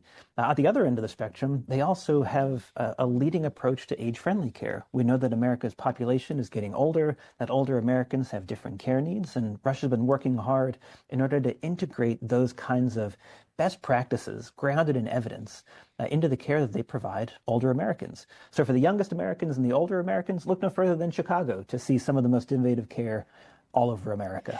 Well, we love to hear that, believe me. And, with, the conversation we just had about the pandemic, one of the things that obviously expanded was telehealth.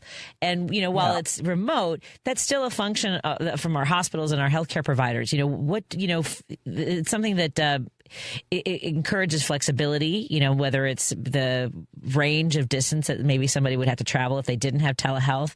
They're able to connect with people in communities all over the place. So do you think that's a permanent shift, or do you think that that's something that will be fading out, or a blend? Oh, I think it is unquestionably a technological transformation.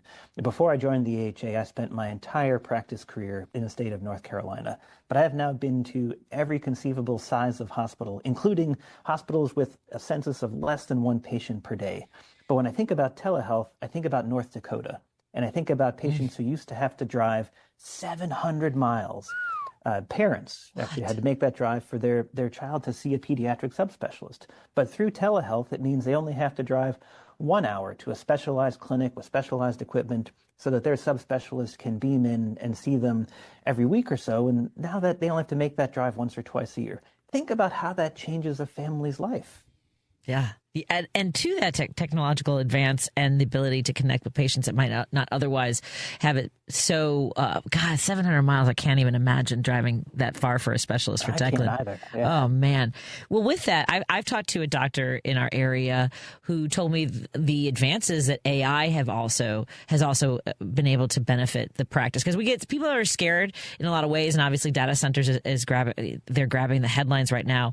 But what is your take on what's happening with AI in the medical industry? Well, healthcare is and will always be a uniquely human experience. And where I see AI making strides right now is helping bring some humanity back to the practice of medicine. I'm not sure about you, but when I go see my doctor, they're oftentimes using some kind of an ambient scribing technology now, which means that I get to sit and have a face-to-face conversation with them again, instead of them being pulled, into the computer or onto the keyboard trying to document an email. Yep, just like that, right? Yeah. So I see these kinds of advances being pointed in different directions than other approaches in technology in the past. And so far, that has been that's driven some really positive change. Obviously, time will tell. There's a lot more change to happen, and we're certainly walking through it, not just in healthcare, but all across America. Well, it's something to continue watching, and I'm glad to know that there's an element that really helps that connection grow. So again, we've been talking to Doc Chris. Do you prefer Dr. Chris or Doc Chris? Either way. Either way. We are so thrilled to have you join us for National Hospital Week. And again, the theme this year is Healing Happens Here. Dr. Chris is a national policy and strategy leader for the American Hospital Association. Association. So before we let you go, and I know that you've got a lot of interviews to do today, what do you want every person listening, every patient, every community member to know and to do this week in honor of National Hospital Week? I guess the one thing I'll go back to is remember that it takes a village in order for your hospital to be there 24/7, 365. And we're here for tough times, and we're here for joyous occasions. And while folks like me, doctors and nurses, are oftentimes the front of that hospital, hospitals are more than the Blue H. And so someone, I know you know someone who is helping keep your local hospital sufficient and sustainable and energized and thriving. And at some point this week, please say thank you to them. It doesn't matter how you say thank you to them. It doesn't matter if you talk to them or you write them a card or you send them a text or you bring them some bread or some cookies. It doesn't matter. Just you need to know that those small expressions of gratitude carry so much weight to folks who are working in support of their communities and hospitals all across America. And it really does means a lot. I encourage that as well. As I mentioned, the nurses who I adored at Resurrection Hospital, I can't remember, they've changed the name now, but at any rate, for about 5 or 6 years, every year on my son's birthday, we would bring them cupcakes and flowers. Oh. And not just for them, but also for the parents who were going through this, to let them know that we were celebrating our son's birth, even though we started out in a very scary way. So again, thank you for all the work. Is there the work that you do and everyone that is amplifying this message? Is there a link or a place we can visit to learn more about National Hospitals Week?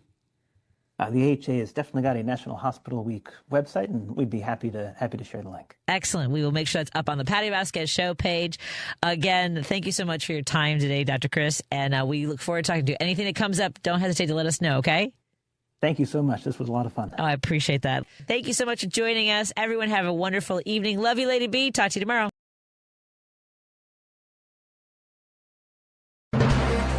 AP News, I'm Ben Thomas. The U.S. and Iran are again at an impasse over how to end the war. And as for the ceasefire, Sakar Magani reports President Trump's declared, "It's on life support." The president spoke hours after rejecting Tehran's latest proposal for ending the war. I would call it the weakest right now. After reading that piece of garbage they sent us, I didn't even finish reading it. برای ما رضایت دیگران مهم نیست. Iran's foreign ministry says it doesn't care if anyone's unhappy with the proposal. The two sides remain far apart on issues from rolling back Iran's nuclear activities to the U.S. blockade of its ports. President Trump's expected to use this week's China trip to urge President Xi Jinping into pressuring Iran.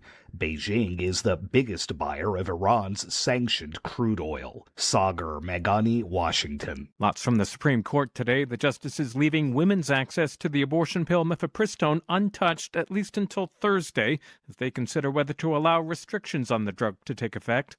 Democrats are asking the nation's high court to halt a Virginia Supreme Court ruling blocking new congressional districts. And Lisa Dwyer reports. The U.S. Supreme Court has set the stage for Alabama to get rid of one of two largely black congressional districts before this year's midterm election, creating an opening for Republicans to gain an additional U.S. House seat. The decision comes after the High Court in April struck down a majority black U.S. House district in Louisiana. Alabama has been under court order to use two largely black districts, but asked the court to reconsider that in light of the Louisiana ruling. The High Court overturned that order and directed a lower court to reconsider the case. Alabama wants to instead use a map passed in 2023 by the Republican-led legislature that has one majority black district. I'm Lisa Dwyer.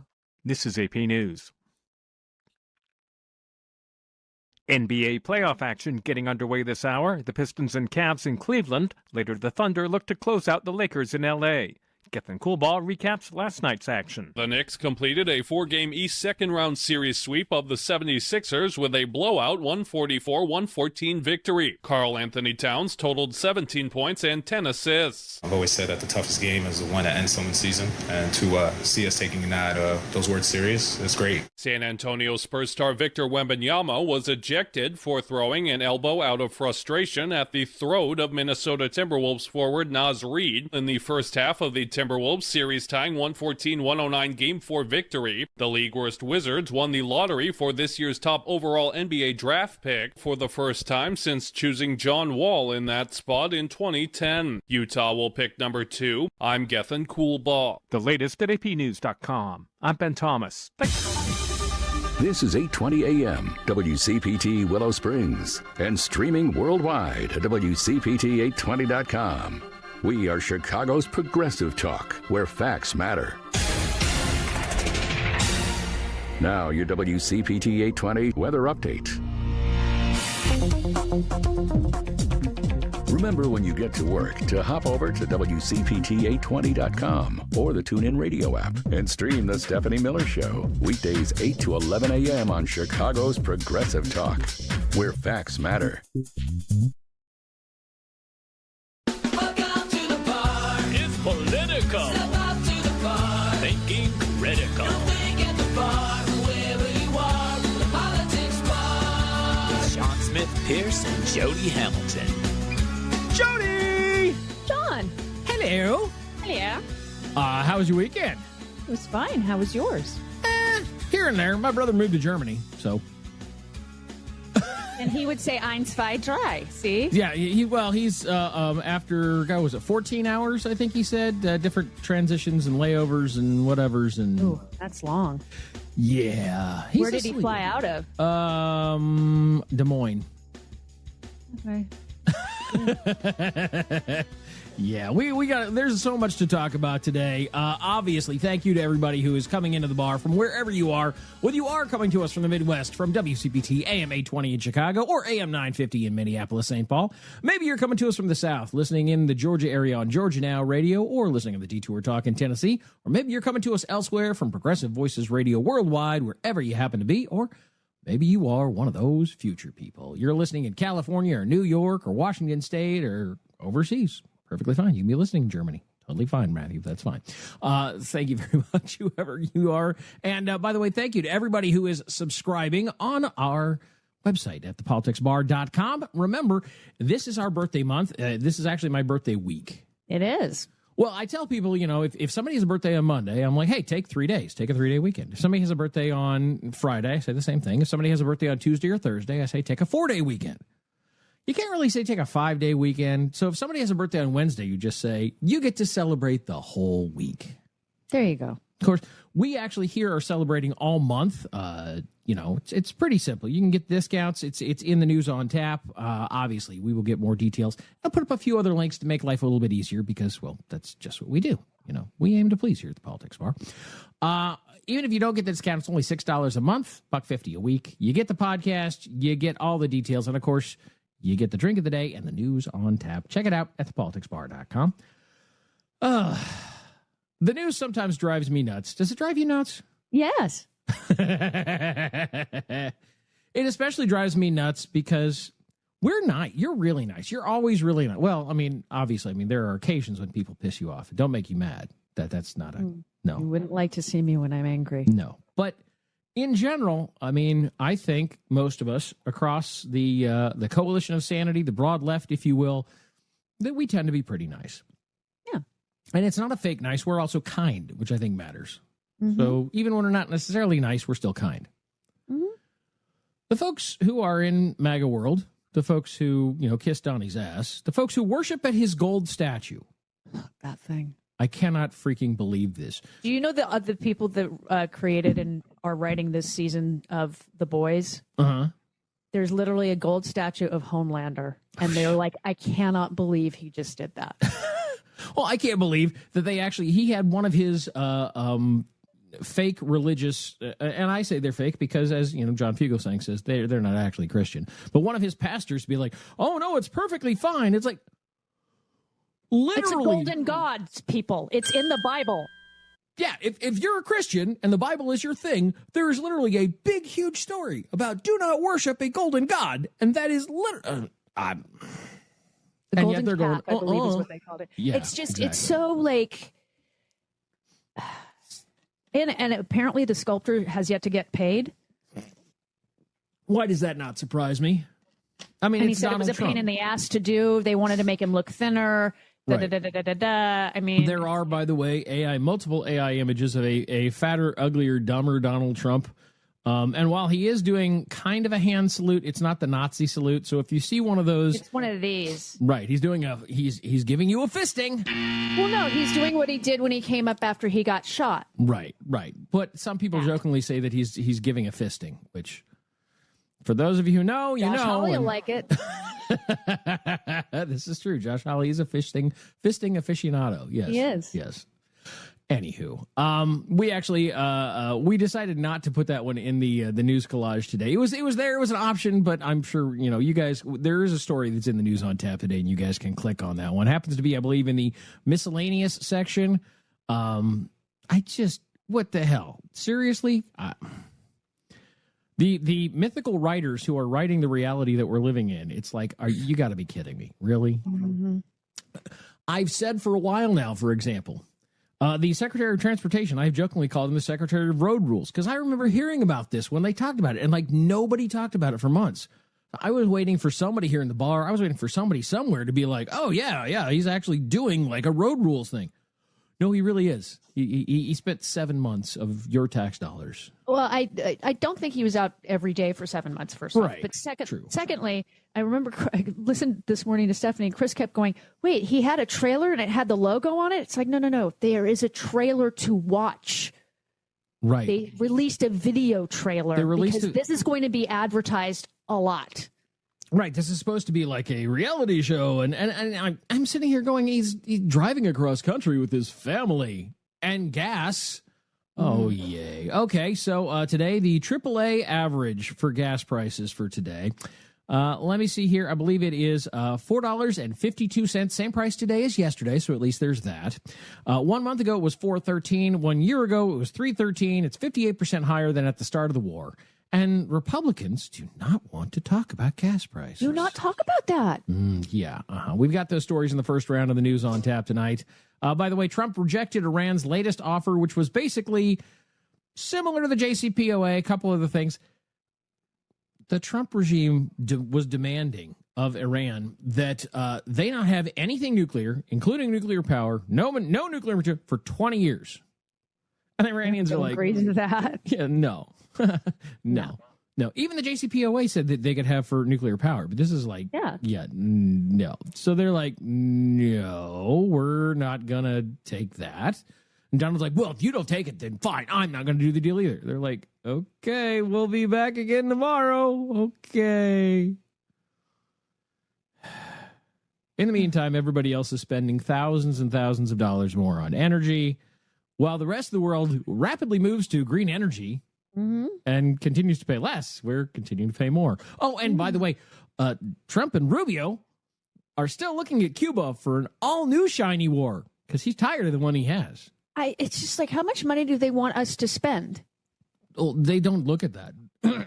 It's nothing that they look at. They don't care how much you're spending because they're not spending it. It doesn't affect them. The modern Republican model, remember, I've got mine, F you. They don't care how much it hurts you. They don't care how much it hurts me. They don't care how much it hurts anybody in this, but they don't care about us. Us? They don't care about us. And any Republican who kisses Donald Trump's ass and bows at his stupid ass gold statue, they don't care about us either. Well, and he doesn't care about them. Right. This is like I said, I've got mine. F you. That's what all those Republicans think. And as long as they each individually have their own, they couldn't get. If you put the Republican members of Congress in that horror movie Saw. Never saw it, but I know of it. Okay, yeah. If you put them in like a puzzle room and you said, look, you each have a piece of the puzzle. You all have to work together to get out of the room. They'd all die. And I'm not recommending that, but they'd all die because they can't work together. Like the first one to put the piece together would be like, I'm out. Close the door. Well, I mean, I've been complaining for decades about how we spend our money. Yeah. In this country, and my biggest complaint is we spend too much on defense and not enough on things that the country needs. I don't know, bridges that don't fall down, planes that don't hit pedestrians on the runway. Health care, maternal care, gets aging family care. leave. No, Basic things that are good for everybody, no matter what your station is in life. I don't think this is. I'm going to be talking at a school when I say this, but my brother Matthew, he's made this somewhat public. In fact, actually, there was an article in Iowa Starting Line about it. Actually, so I can perfectly make it. I can perfectly talk about it because it's out there. His biggest single reason that my next youngest brother, is moving is in Germany now is there. He's going to be, he's starting his life there. He's planning on, living there for the rest of his. Come back and visit occasionally, but he's got Crohn's disease. Oh, okay. He takes a medication that just the medication. This doesn't cover the office visit, the cost for the office visit, or the cost every once in a while for the checkup and yada. Just the medication. It's $85,000 a year here in the United States. You want to know what he pays over there in Germany? Nothing. Or very little. Yeah, nothing. Zero. Squat. Yeah, I mean, when my dad had cancer, and this is in the late 80s, early 90s, mind you, his medications were $50,000 a year. Yeah. And even though people say, oh, well, we'll go on his insurance. Yes, but that's part of my brother's issue, is that because your insurance is either through a job or it's through the ACA, but of course you have to deal with all kinds of secondary and tertiary costs and juggling, and if you want to move from here to there, and it's still a massive pain in the ass. As much benefit as the ACA was, and it was great before the Republicans tried to start messing with it, and they have, and it's hurting people. It's still $85,000 a year is the line item cost when you see it on a thing. And my brother says, I'd wake up every single day worried that I'd lose my